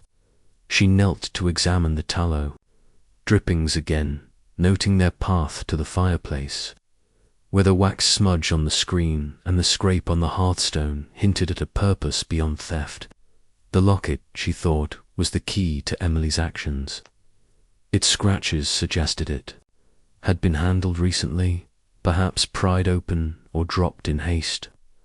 But why leave it in the gallery, where it was certain to be found? Seeking further insight, Miss Marple approached Mr. Grayson, whom she found in the butler's pantry, polishing a silver candlestick with a precision that bordered on obsession. Mr. Grayson, she said, her voice warm, you must be quite weary with all this upset. I was just in the village, hearing about Emily's visit. She seems a dedicated student, doesn't she? Grayson's hands paused, and he looked up, his face a mask of controlled emotion. She is, Miss Marple, always been clever, my niece. Came to bring me a book on village history, that's all. Miss Marple nodded, her needles clicking softly. How thoughtful did she mention her research? I hear she was looking into Lady Eleanor's past at the church archives. Grayson's eyes flickered, but his voice remained steady. She might have mentioned it. She's studying the old families, part of her university work. Nothing to do with the portrait, though. Miss Marple tilted her head, her smile gentle, of course. Though it's curious, the locket turning up in the gallery. You have a key to the cabinet, don't you? Grayson's jaw tightened, and he set the candlestick down. I do, miss, but I've not touched it. The locket was safe when I last saw it. Miss Marple did not press, but her mind noted his defensiveness, the way his eyes avoided hers. She thanked him and returned to the gallery, her thoughts circling Emily's visit, the baptism record, the locked case. The locket's scratches all suggested a motive tied to Lady Eleanor's scandal, a secret Emily wanted to protect or conceal. The tallow drippings, leading to the fireplace, hinted at a hiding place, not an escape. She didn't steal the portrait, Miss Marple thought, but she moved it, and the locket was part of her plan. As evening fell, Miss Marple encountered Rupert in the hall, his lanky frame slouched against a wall, a cigarette dangling from his fingers. Still playing detective, Miss Marple, he said, his tone teasing but uneasy. She smiled, undeterred. Merely curious, Rupert. Did you ever meet Emily, Mr. Grayson's niece? She was here recently, I hear. Rupert shrugged, exhaling a plume of smoke. Saw her once, in the village. Nosy girl, always asking about the family. Didn't care for her. Miss Marple's eyes twinkled. She was interested in Lady Eleanor. Wasn't she? Quite a story, that scandal. Rupert's smirk faded. Old news. Don't see why it matters now. He flicked his cigarette and sauntered off, leaving Miss Marple to ponder his dismissal, retiring to her room. Miss Marple spread her knitting across her lap, her thoughts weaving a tapestry of clues. Emily's visit was no mere coincidence. Her research into Lady Eleanor's scandal, her locked case, her meetings with Grayson, all pointed to a purpose that had culminated in the portrait's disappearance. The locket, with its scratches and its tie to the cabinet, was a deliberate clue, perhaps meant to mislead, perhaps dropped in error. The tallow drippings, leading to the fireplace, suggested a hiding place within the gallery itself. She wanted the portrait gone, Miss Marple thought, but not far, and she wanted us to look for it. As the wind howled outside, Miss Marple knew the truth was close, hidden in the quiet corners of St. Mary's Grange, waiting for her to pull the final thread. Chapter 7. The Fireplace. Screen. The fourth day at St. Mary's Grange dawned with a restless energy, the mist of the previous days giving way to a pale sun that did little to lift the gloom hanging over the estate. The disappearance of the portrait of the pale lady had transformed the Pennington family's reunion into a cauldron of suspicion, with whispers of theft and betrayal echoing through the oak-panelled halls. Miss Jane Marple, seated in the morning room with her knitting, her needles moving in their familiar, soothing rhythm, turned her thoughts to the clues that had emerged.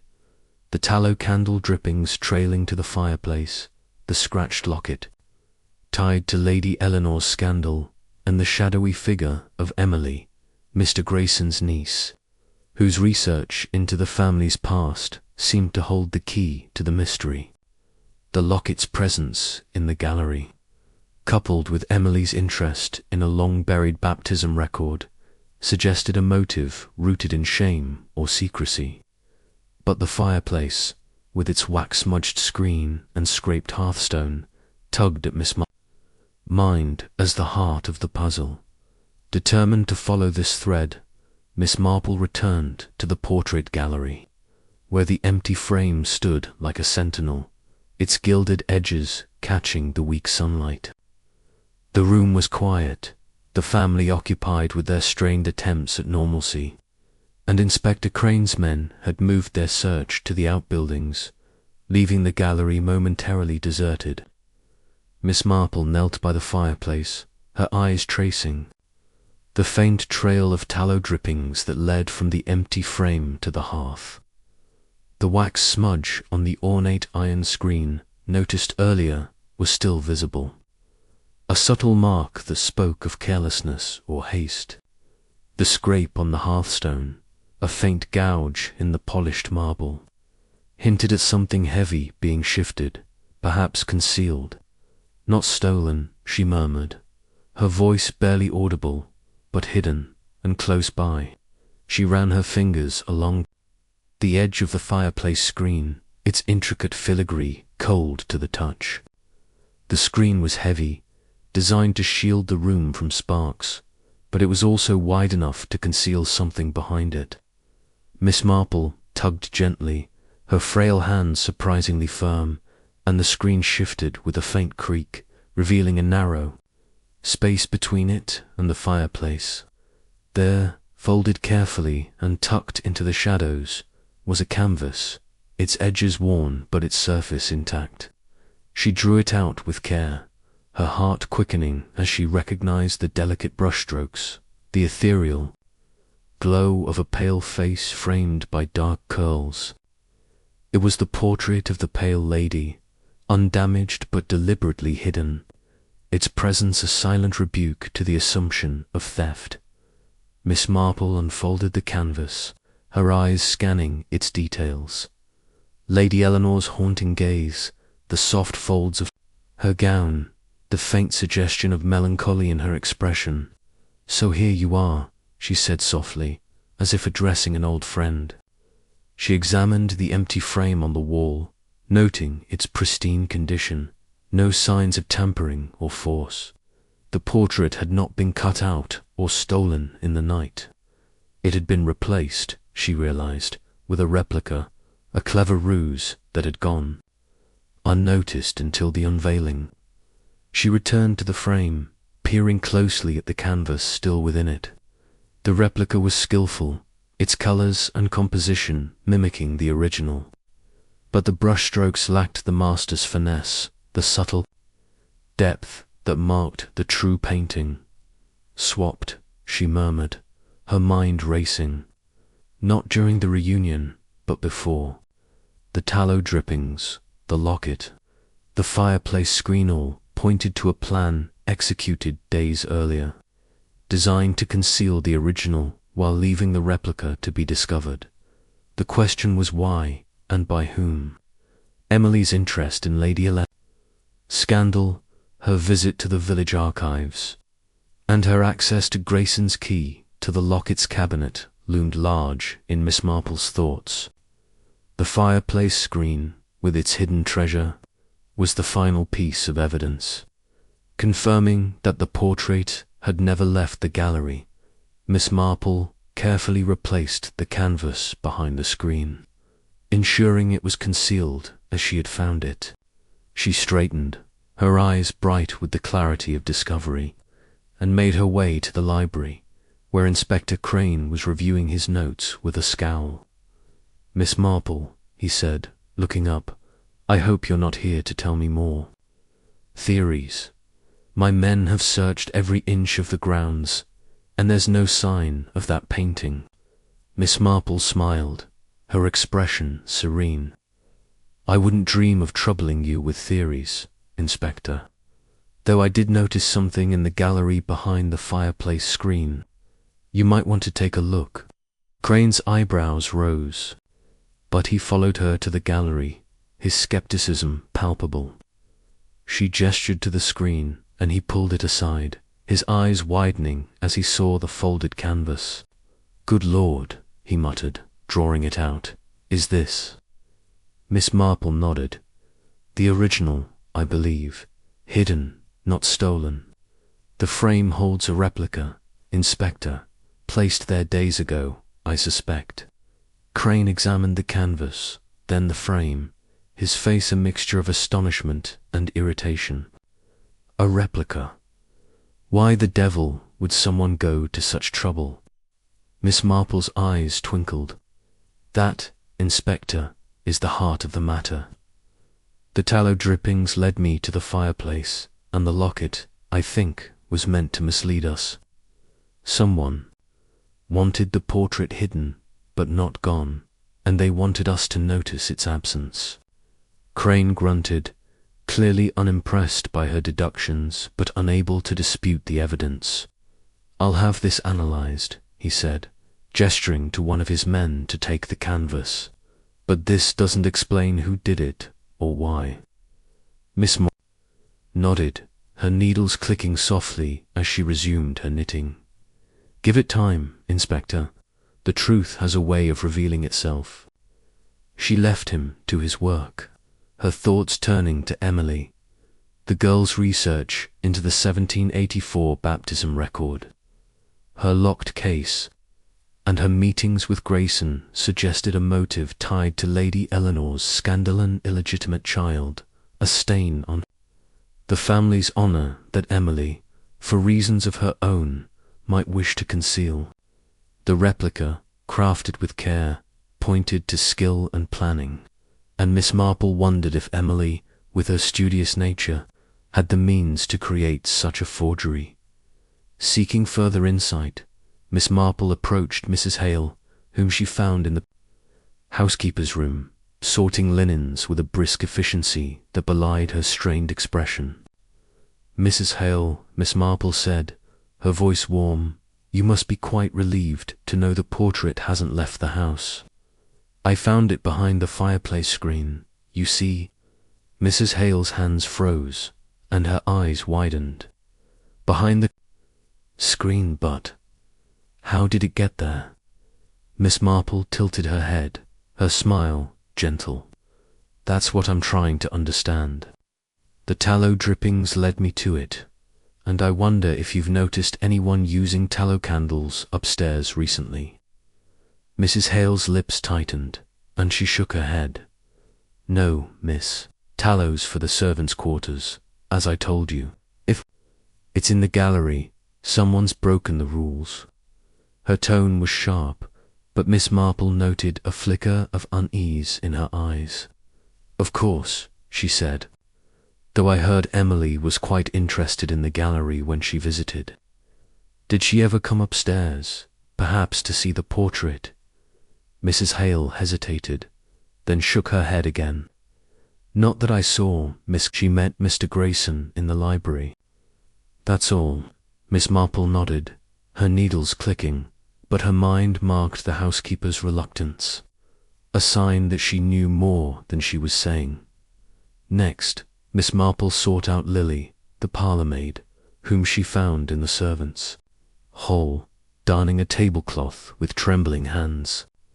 "Lily, dear," Miss Marple said, settling beside her, "you must be glad the portrait's been found.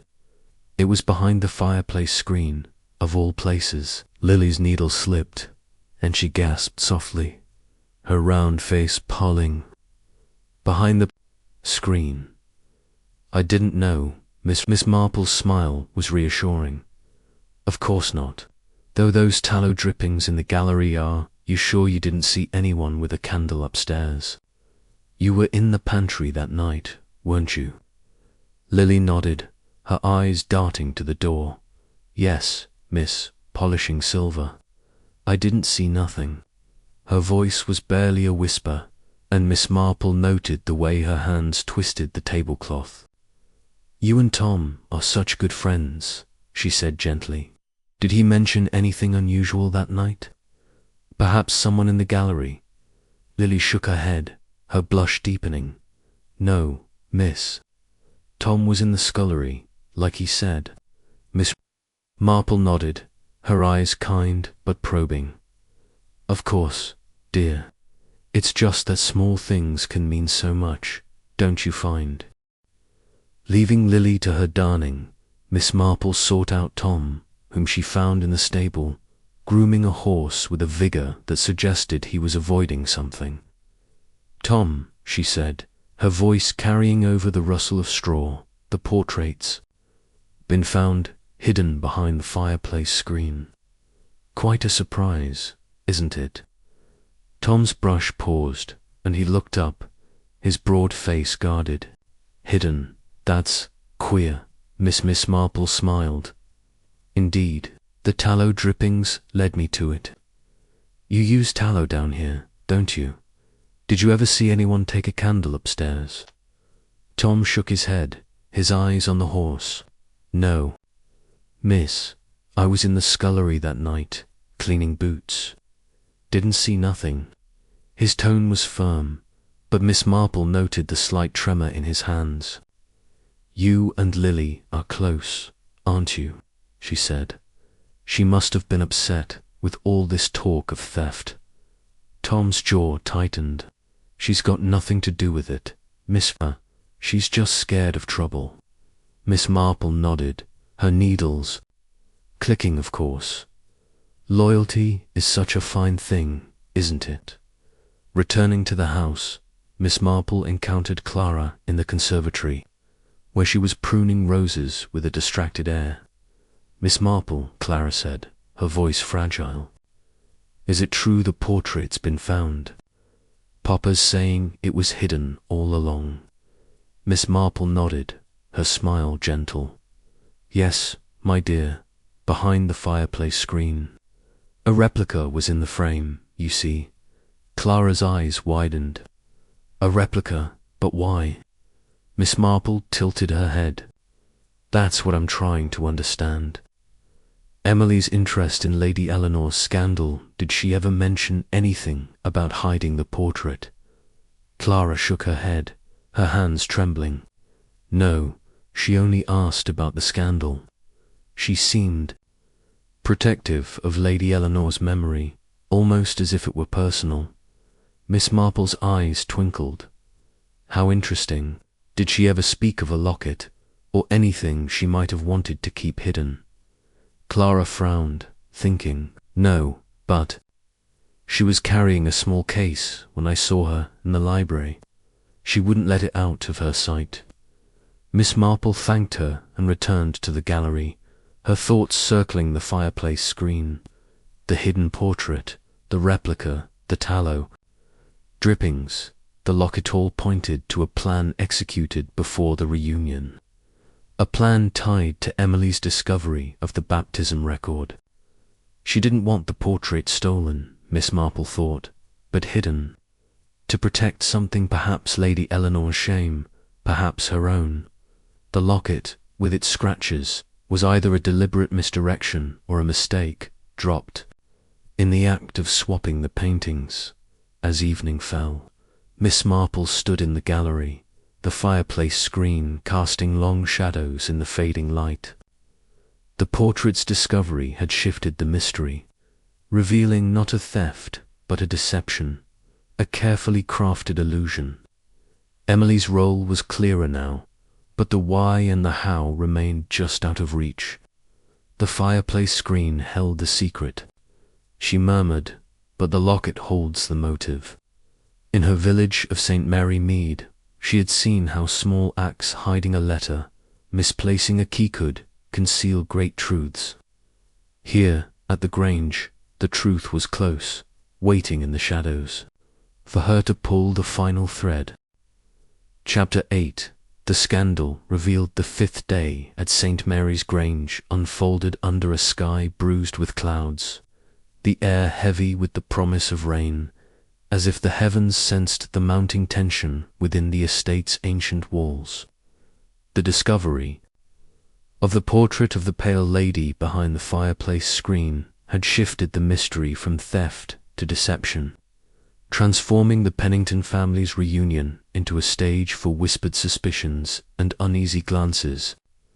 Miss Jane Marple, seated in the drawing room with her knitting, her needles moving in their steady, comforting rhythm, reflected on the clues that had brought her to this moment.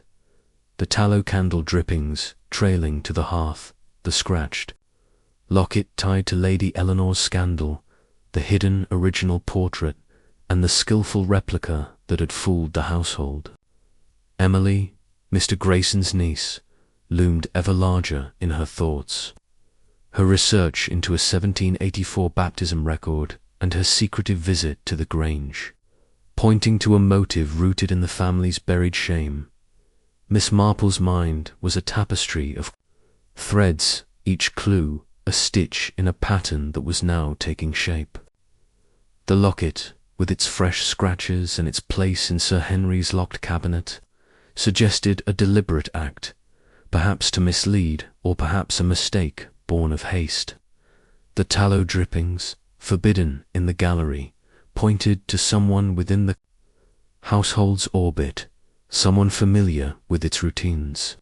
The fireplace screen, concealing the original portrait, confirmed that the act was not theft but concealment, a plan executed before the reunion to hide Lady Eleanor's image and her scandal from scrutiny. Emily's discovery of a baptism record, hinting at an illegitimate child, provided a motive. But Miss Marple needed to weave these threads into a coherent truth. Determined to resolve the mystery, Miss Marple requested a gathering of the household. In the drawing room that evening, a request Sir Henry granted with a mix of curiosity and exasperation. "You've something to say, Jane?" he asked, his voice gruff but tinged with hope. "I trust it's more than Crane's endless questions." Miss Marple smiled, her eyes bright with quiet confidence. "I hope to shed some light, Sir Henry. A few questions, a few answers, and perhaps we'll see the whole picture." Sir Henry nodded, and word was sent to the family and staff to assemble after dinner. The drawing room, with its high ceilings and heavy velvet drapes, was a fitting stage for the denouement. The fire crackled in the grate, casting flickering shadows across the faces of the assembled company. Sir Henry, his face stern but expectant. Clara, her hands clasped tightly in her lap. Edward, his distracted air replaced by a wary alertness.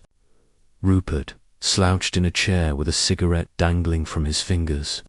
And the staff, Mr. Grayson, Mrs. Hale, Lily, and Tom standing in a tense line near the door. Inspector Crane, his notebook at the ready, stood by the fireplace, his skepticism tempered by the discovery of the hidden portrait. Miss Marple, seated in a backed chair, her knitting folded neatly on her lap, commanded the room with a serene authority that belied her frail appearance. "Thank you all for coming," she began, her voice soft but clear, carrying the weight of certainty. "The disappearance of the portrait of the pale lady has caused great distress, but I believe we can now understand what happened and why." She paused, her eyes sweeping the room, noting the subtle shifts in posture. Clara's nervous, fidgeting, Grayson's rigid stance, Lily's trembling hands. The portrait was not stolen, as we first thought, but hidden, replaced with a replica before the reunion began. It was found behind the fireplace screen, where a trail of tallow candle drippings led me. Sir Henry leaned forward, his brow furrowed. A replica. But who would do such a thing? Miss Marple's smile was gentle. "That is the question, Sir Henry. Let us start with the clues. The tallow drippings, you see, were not from the gallery's beeswax candelabra, but from a cheaper candle used by the staff. This tells us our culprit is someone familiar with the house's stores, someone who moves freely below stairs. Her eyes flickered toward the staff, and Grayson's jaw tightened. Though he remained silent, she continued, her voice steady. The locket, found near the empty frame, was another clue. Engraved with Lady Eleanor's initials, it was kept in Sir Henry's locked cabinet, accessible only to him and Mr. Grayson. Yet it bore fresh scratches, as if recently handled, perhaps pried open or dropped in haste. She turned to Grayson, her gaze kind but probing. "Mr. Grayson, you have a key to the cabinet. Did you ever lend it to anyone?" Grayson's face was a mask of control, but his voice betrayed a faint tremor. "No, Miss Marple. The key stays with me. I've not touched the locket in years." Miss Marple nodded, her needles glinting in the firelight as she resumed her knitting. "I believe you, Mr. Grayson, but someone used your key, or a copy, to access the cabinet. The wax on the keyhole tallow again suggests it was done at night, with a servant's candle." Her eyes moved to Lily, who flinched, her hands twisting her apron. "Lily, dear, you were in the pantry that night, polishing silver. Did you see anyone with a tallow candle, perhaps heading upstairs?" Lily shook her head, her voice barely audible. "No, miss. I was alone, mostly. Tom came by, but that's all." Miss Marple's smile was reassuring. "Of course. And Tom, you were in the scullery, cleaning boots. You didn't notice anything unusual, did you?" Tom shifted, his broad shoulders hunching. "Nothing, miss. Just did my work." His eyes darted to Lily, and Miss Marple noted the protective glance, a thread of loyalty that wove through their stories. She turned to Mrs. Hale, whose stern expression had softened into unease. "Mrs. Hale, you oversee the household's candles. Have any gone missing recently?" Mrs. Hale's lips pursed, and she shook her head. "Not that I've noticed, miss. We keep strict accounts." Miss Marple's needles clicked steadily, her voice calm but relentless. "The clues point to someone within the household, someone who knew the gallery, the cabinet, and the tallow candles, but the motive lies elsewhere, in a story from long ago. Lady Eleanor's scandal, an affair that led to an illegitimate child, recorded in the church archives in 1784. Clara gasped softly, and Sir Henry's face darkened. "Was this about a scandal?" he demanded. Miss Marple's eyes twinkled. "It's an old tale, Sir Henry, but one that matters to someone today. Someone who wanted the portrait hidden to protect that secret from the reunion scrutiny." She turned her gaze to Grayson, her tone gentle but firm. "Mr. Grayson, your niece, Emily, visited a fortnight ago. She was researching Lady Eleanor's history, wasn't she? She found a baptism record at the church, a child born to Eleanor P., proof of the scandal. Did she share this with you?" Grayson's face paled, but he shook his head. "Brought me a book, Miss Marple. Said it was for her studies. I didn't ask more." Miss Marple nodded, her eyes never leaving his. "But she came to the house, didn't she? Not just the village." Clara saw her in the library, and Mrs. Hale mentioned her questions about the portrait. Grayson's hands clenched, and he looked away. "She might have come once, to see me. Nothing more." Miss Marple's smile was kind but unyielding.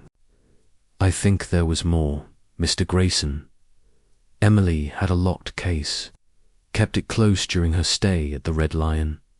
She was protective of her findings, wasn't she?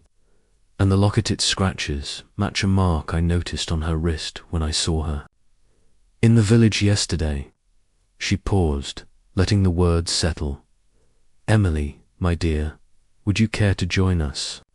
The room turned as Emily stepped forward from the doorway, where she had been summoned by Sir Henry at Miss Marple's request. Her pale face was drawn, her hands clasped tightly. A faint scratch, visible on her wrist, where a bracelet might have caught. "Miss Marple," she said, her voice trembling, "I don't know what you're implying." Miss Marple's eyes softened, but her tone remained firm. "I'm not implying, Emily. I'm saying you swapped the portrait for a replica, hid the original behind the fireplace screen, and left the locket to mislead us. You did it to protect Lady Eleanor's memory, or rather, your own." Emily's eyes widened, and a murmur ran through the room. Sir Henry rose, his voice thunderous. "What's this nonsense, Jane? Emily's no thief." Miss Marple raised a hand, her calm presence silencing him. "Not a thief, Sir Henry, but a protector." Emily discovered that Lady Eleanor's illegitimate child was her ancestor, didn't she? A truth that would shame her family if revealed at the reunion. She crafted a replica, fine one, I must say, and swapped it days before the unveiling, hiding the original to keep it from prying eyes. Emily's shoulders slumped, and she sank into a chair, her hands covering her face. "I didn't mean harm," she whispered. "I found the record in the archives of baptism, 1784, for a child born to Eleanor Pennington, my great-great-grandmother. I couldn't let the family display her shame, not with everyone here." Miss Marple nodded, her voice gentle. "So you made a replica, using your skills as an art student. You used your uncle's key to take the locket to make it seem like a theft. But the scratches gave you away, and the tallow candle you used to light your work left a trail." Grayson stepped forward, his face anguished. "I didn't know, Miss Marple. She asked for the key, said it was for a keepsake. I never thought." Miss Marple's smile was kind. "You're loyal to your niece, Mr. Grayson, as you are too. This house, but loyalty can blind us." Emily looked up, her eyes brimming. "I only wanted to protect her. The portrait, it's so public, so exposed. I thought if it was hidden just for the reunion, no one would know." Clara's voice broke the silence, soft and trembling. "Oh, Emily, why didn't you say something?" Emily shook her head. "I was ashamed. My family's tied to hers, but not in the way you all are. I couldn't bear the whispers." Miss Marple's needles clicked softly, her eyes warm with understanding. "You acted out of love, my dear, but secrets have a way of coming to light. The portrait is safe, and the truth need not shame anyone." Sir Henry, his anger softened by Emily's confession, sank back into his chair. "Good Lord," he muttered. "All this for an old scandal." Inspector Crane, his notebook forgotten, looked at Miss Marple with grudging respect. "You've a sharp mind, Miss Marple. I'd have missed that screen entirely." She smiled, her needles pausing. "It's only a matter of looking, Inspector. People are so like themselves, you see, and their actions tell their stories." As the room dispersed, Emily's confession settling like dust, Miss Marple remained, her knitting a quiet anchor in the storm of revelations. The locket story, the candle's trail, the hidden portraital had led to this moment, a truth uncovered not by force, but by the gentle unraveling of human motives. The scandal was never the portrait, she thought, but the fear of it. As the rain began to fall outside, Miss Marple knew the Grange would find its peace, its secrets laid bare in the soft light of understanding. Chapter 9.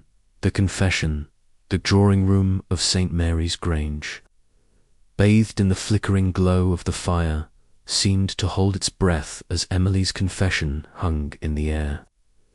A fragile thread finally pulled free from the tangled web of secrets surrounding the portrait of the pale lady, the Pennington family, gathered in uneasy silence, absorbed the revelation that the portrait's disappearance was not a theft but a desperate act of concealment, orchestrated by Emily to shield her ancestors' scandal from the scrutiny of the reunion.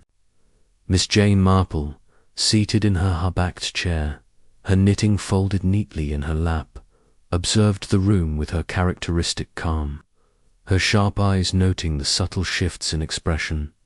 Sir Henry's furrowed brow, Clara's trembling hands, Edward's distracted gaze, and Rupert's slouched indifference, now tinged with a flicker of surprise. The staff, Mr. Grayson, Mrs. Hale, Lily, and Tom stood by the door, their faces a mix of relief and apprehension, while Inspector Crane, his notebook idle, watched Miss Marple with a grudging respect. Emily, her pale face streaked with tears, sat crumpled in her chair, her hands clasped tightly as if to anchor herself against the weight of her admission. "I didn't mean to cause such trouble," she said, her voice barely above a whisper, breaking the heavy silence. "I only wanted to protect her Lady Eleanor, my ancestor. The baptism record I found, it was proof of her shame, and I couldn't let it be paraded before the family." Miss Marple's eyes softened, but her voice remained steady, carrying the quiet authority of one who had unravelled many such secrets in her village of St. Mary Mead. "You acted out of loyalty, Emily," she said gently, "but loyalty can lead us to curious paths. Tell us, my dear, how you came to do it."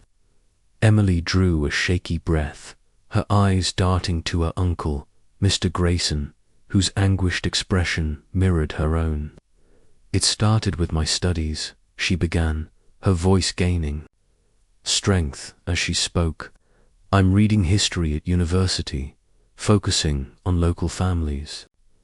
I found a reference to Lady Eleanor Pennington in the village archives, a letter hinting at an affair. A child born in 1784. I went to the church, and Mr. Perry showed me the parish register. There it was, a baptism for a child, mother listed as Eleanor P., no father named.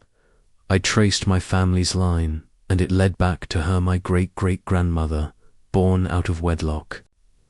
Clara gasped softly, her hands fluttering to her mouth, while Sir Henry's face darkened, though he remained silent. Miss Marple nodded encouragingly, her needles glinting in the firelight as she resumed her knitting, the soft click a counterpoint to Emily's halting words. "Go on, Emily," she said. "What did you do next?" Emily's hands twisted in her lap, the faint scratch on her wrist catching the light, a silent echo of the locket's scratches.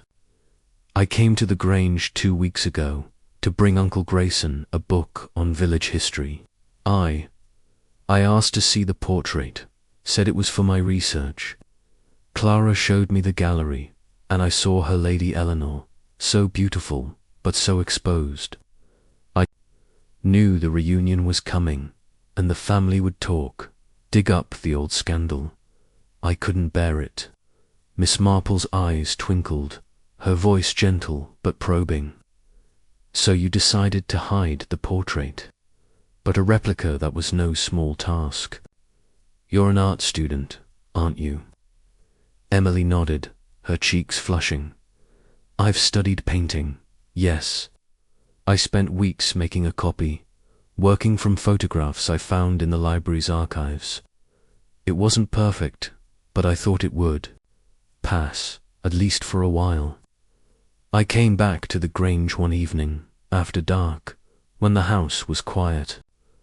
Uncle Grayson lent me his key to the study cabinet, thinking I just wanted to see the locket for my research.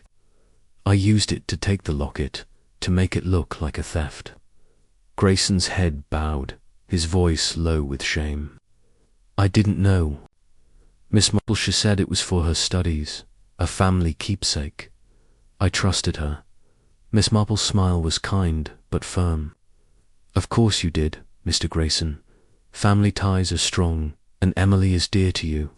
But the locket, Emily, why leave it in the gallery? Emily's eyes brimmed anew. I didn't mean to. I was nervous, working by candlelight, tallow candle from the servants' quarters, because I didn't dare use beeswax. I was swapping the paintings, and the locket slipped from my pocket. I didn't realize until it was too late. Miss Marple nodded, her needles clicking steadily, and the tallow drippings led to the fireplace screen, where you hid the original. A clever choice, but the wax betrayed you. Emily's voice trembled. I thought the screen was safe, no one would look there. I folded the portrait carefully, tucked it behind. I meant to take it back after the reunion, when the talk had died down. I didn't want to steal it, just protect it. Her words broke off in a sob, and Grayson stepped forward, his hand hovering as if to comfort her, but stopping short. His loyalty torn between family and duty. Sir Henry, who had been silent, rose, his face a storm of conflicting emotions. Protect it, he thundered. You turned my house upside down, girl, for some old gossip. That portrait is the heart of this family. Emily flinched, but Miss Marple raised a hand, her calm presence silencing him. Sir Henry, she said. Emily's actions were misguided, but they came from a place of care. She feared the scandal would shame her family, her connection to Lady Eleanor exposed to ridicule. In St. Mary Mead, I've seen how fear can drive good people to desperate acts. Clara, her eyes soft with sympathy, spoke up. Oh, Emily, why didn't you tell us? We could have helped. Emily shook her head, her voice choked. I was ashamed. My family's not like yours, noble, proud. We're just ordinary folk, tied to the Penningtons by a secret I didn't want dragged into the light. Edward, stirring from his distraction, added, It's a sad business, but the portrait's safe now. No harm done, surely. His tone was hopeful, but Sir Henry's scowl suggested otherwise. Inspector Crane, who had been listening intently, cleared his throat. It's a neat explanation, Miss Marple, but there's still the matter of trespass and deception. The girl tampered with Sir Henry's property. Miss Marple's eyes twinkled, her voice gentle but firm. Indeed, Inspector, but consider her intent. Emily meant no theft, no profit. She acted to shield a memory, not to destroy it. The portrait is undamaged, the replica a testament to her skill. Perhaps mercy might outweigh justice here. Sir Henry's face softened, though his voice remained gruff. Mercy, you say? She's caused me no end of trouble, Jane. Miss Marple tilted her head, her smile serene. And yet, Sir Henry, the truth is out, and the portrait is restored. Emily's secret need not shame anyone. Lady Eleanor's story is part of your family's tapestry, as is Emily's. She turned to Emily, her eyes kind. You've learned, my dear, that secrets, kept in the dark, grow heavier. Better to let them breathe. Emily nodded, her tears slowing. I'm sorry, Sir Henry. I only wanted to protect her. Sir Henry sighed, his anger ebbing. You're a foolish girl, but I suppose you meant well. The portrait will hang again, but we'll have no more of this nonsense. He turned to Grayson, his voice stern but not unkind. And you, Grayson, see to it your niece behaves herself. Grayson nodded, his face a mix of relief and shame. Yes, sir, I'll make sure of it. Miss Marple's needles clicked softly, her thoughts turning to the delicate balance of human motives. In St. Mary Mead, she had seen how fear and love could intertwine, leading to acts both brave and foolish. Emily's confession was a mirror to those truths. a young woman driven by loyalty to a past she felt bound to protect. The locket, the tallow drippings, the fireplace screen all had told their story, and Miss Marple had listened, piecing together the puzzle with the patience of one who knew human nature's complexities.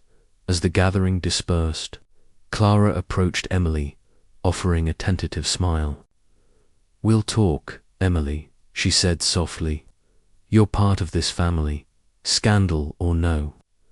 Emily's eyes brimmed again, but she nodded, a flicker of hope in her expression. Rupert, lighting another cigarette, muttered, "Quite a show, Miss Marple," but his tone held a grudging respect. Mrs. Hale and Lily exchanged glances, their relief palpable, while Tom lingered by the door, his protective gaze on Lily softening into a shy smile. Inspector Crane approached Miss Marple, his notebook tucked away. "You've a knack for this, Miss Marple," he said, his voice grudging but sincere. "I'd have chased thieves all week and missed that screen." Miss Marple's smile was modest. "It's only a matter of looking, Inspector. People leave their stories in the smallest things: a drip of wax, a scratch, a hidden canvas." Crane nodded, tipping his hat, and left to file his report, the case closed with an unexpected grace. Miss Marple remained in the drawing-room. Her knitting resumed, the fire casting a warm glow across her serene face. The confession had laid bare the heart of the mystery, but it was the human truth Simile's fear, Grayson's loyalty, the family's pride that gave it meaning. Secrets are like stitches, she thought. Pull one, and the whole pattern unravels. As the rain began to patter against the windows, Miss Marple knew the Grange would heal, its tapestry richer for the truth now woven into it. Chapter 10. The Resolution. The 6th day at St. Mary's Grange broke with a tentative sun, its rays piercing the clouds that had shrouded the estate, as if nature itself sought to dispel the lingering shadows of the mystery surrounding the portrait of the pale lady, the revelation of Emily's actions, her crafting of a replica, her hiding of the original behind the fireplace screen, and her use of the scratched locket to stage a theft, had brought clarity to the Pennington families, upheaval, transforming suspicion into understanding. Yet the air in the great house remained charged, not with anger now, but with the delicate task of mending bonds strained by secrets. Miss Jane Marple, seated in the morning room with her knitting, her needles clicking in their familiar rhythm, reflected on the human tapestry she had unravelled, a young woman's fear, a family's pride, and a scandal buried for centuries, brought to light by a single act of misguided loyalty. The drawing-room, where Emily's confession had unfolded, the previous evening, was quiet now, its velvet drapes drawn to let in the pale light. Sir Henry Pennington, his stern features softened by the resolution of the mystery, had declared his intention to restore the portrait to its rightful place in the gallery. "The reunion will go on," he had announced, his voice firm but tempered, with a newfound humility. "The pale lady will hang again, and will face our history, scandal and all."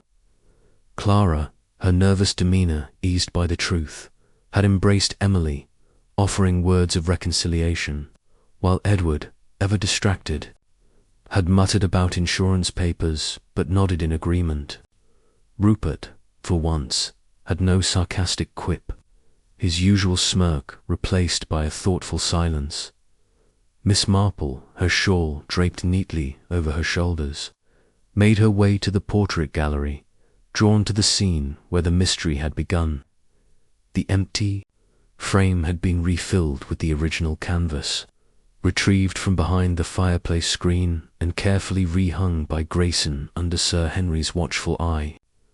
Lady Eleanor Pennington gazed down, her pale face serene yet tinged with the melancholy that had fueled centuries of whispers.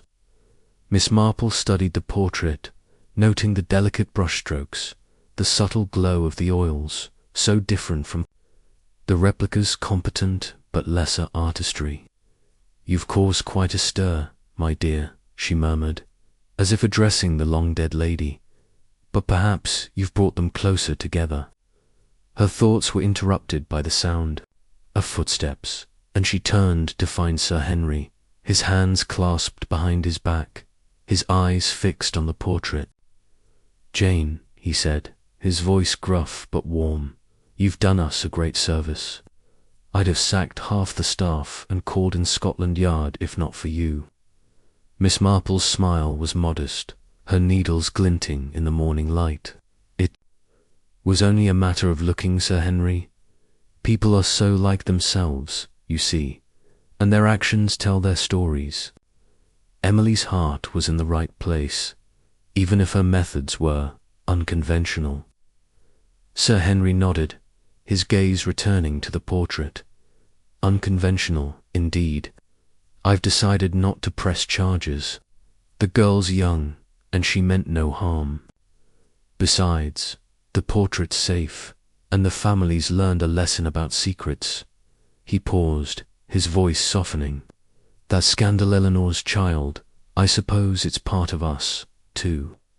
No sense hiding it now." Miss Marple's eyes twinkled. "Quite right, Sir Henry. The truth, once aired, loses its power to wound. Your family is stronger for it." As Sir Henry excused himself to oversee the reunion's final preparations, Miss Marple lingered in the gallery, her thoughts turning to the staff. Mr. Grayson, whose loyalty to his niece had blinded him to her actions, had resumed his duties with a chastened air, his polished demeanour now tinged with gratitude. Mrs. Hale, her stern authority softened by the resolution, had been seen speaking kindly to Lily, whose trembling hands had steadied in the wake of the truth. Tom, ever protective, had lingered near Lily, his broad face breaking into a rare smile when she laughed at some quiet jest. Human nature, Miss Marple thought, is like my knitting a few dropped stitches, but the pattern holds if you work it through. She sought out Emily, whom she found in the library, poring over a book of local history, her pale face calmer now, though her eyes still held a trace of apprehension.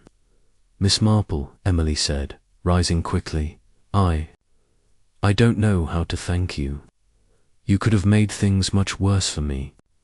Miss Marple settled into a chair, her knitting bag at her side, and smiled. "My dear, you made a mistake, but it was born of love.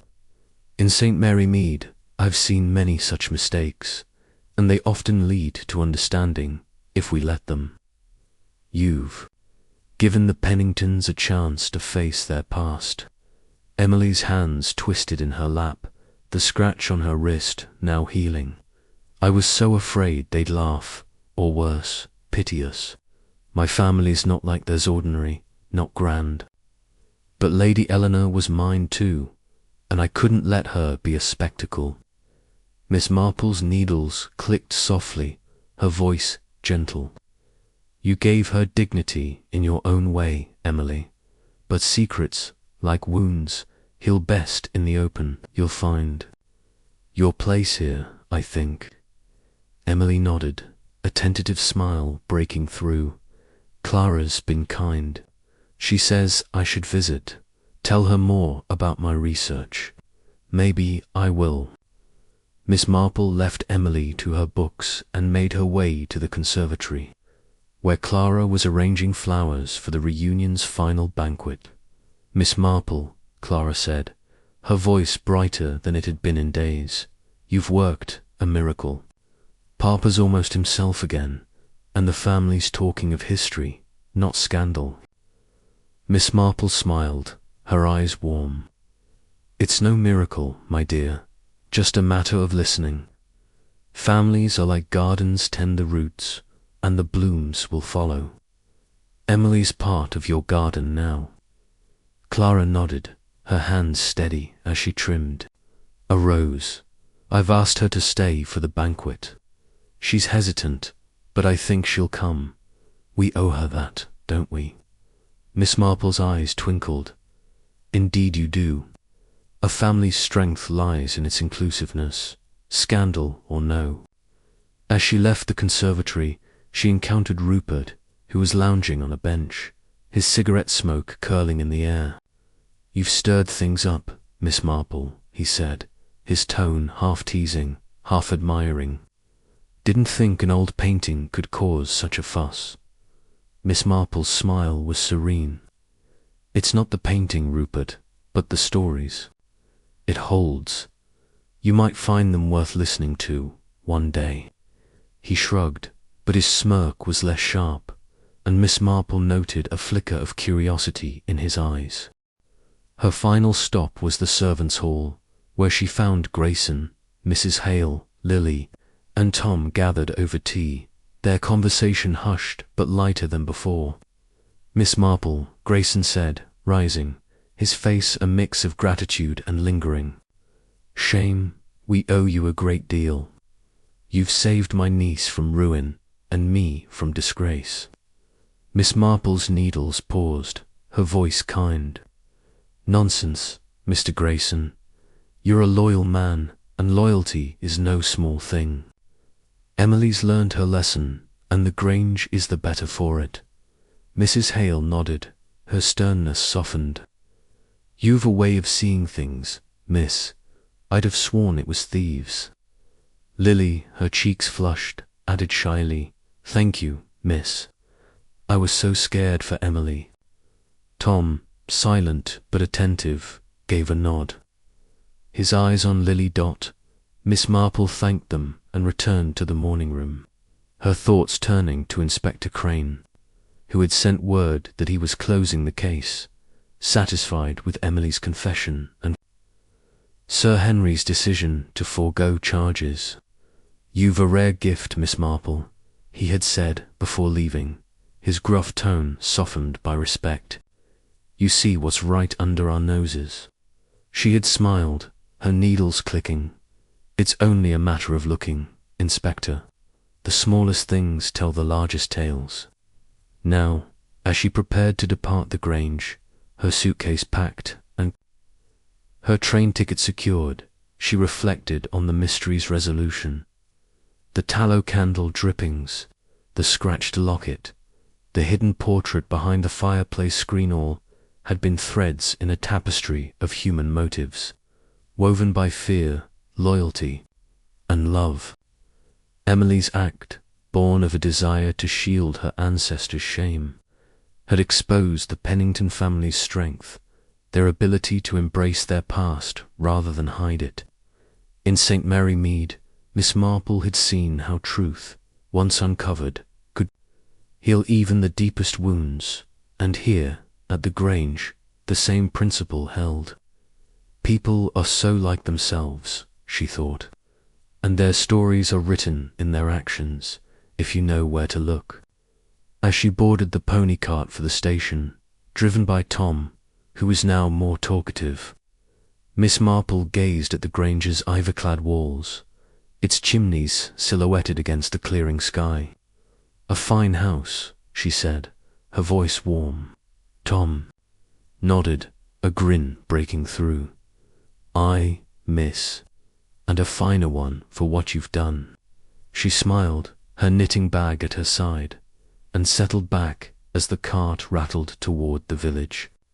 The reunion would continue, the portrait restored, and Emily, perhaps, would find her place among the Penningtons, her secret no longer a burden but a bridge.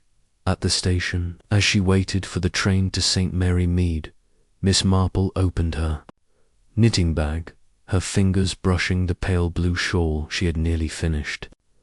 The mystery of the Pale Lady was solved, but its lessons lingered.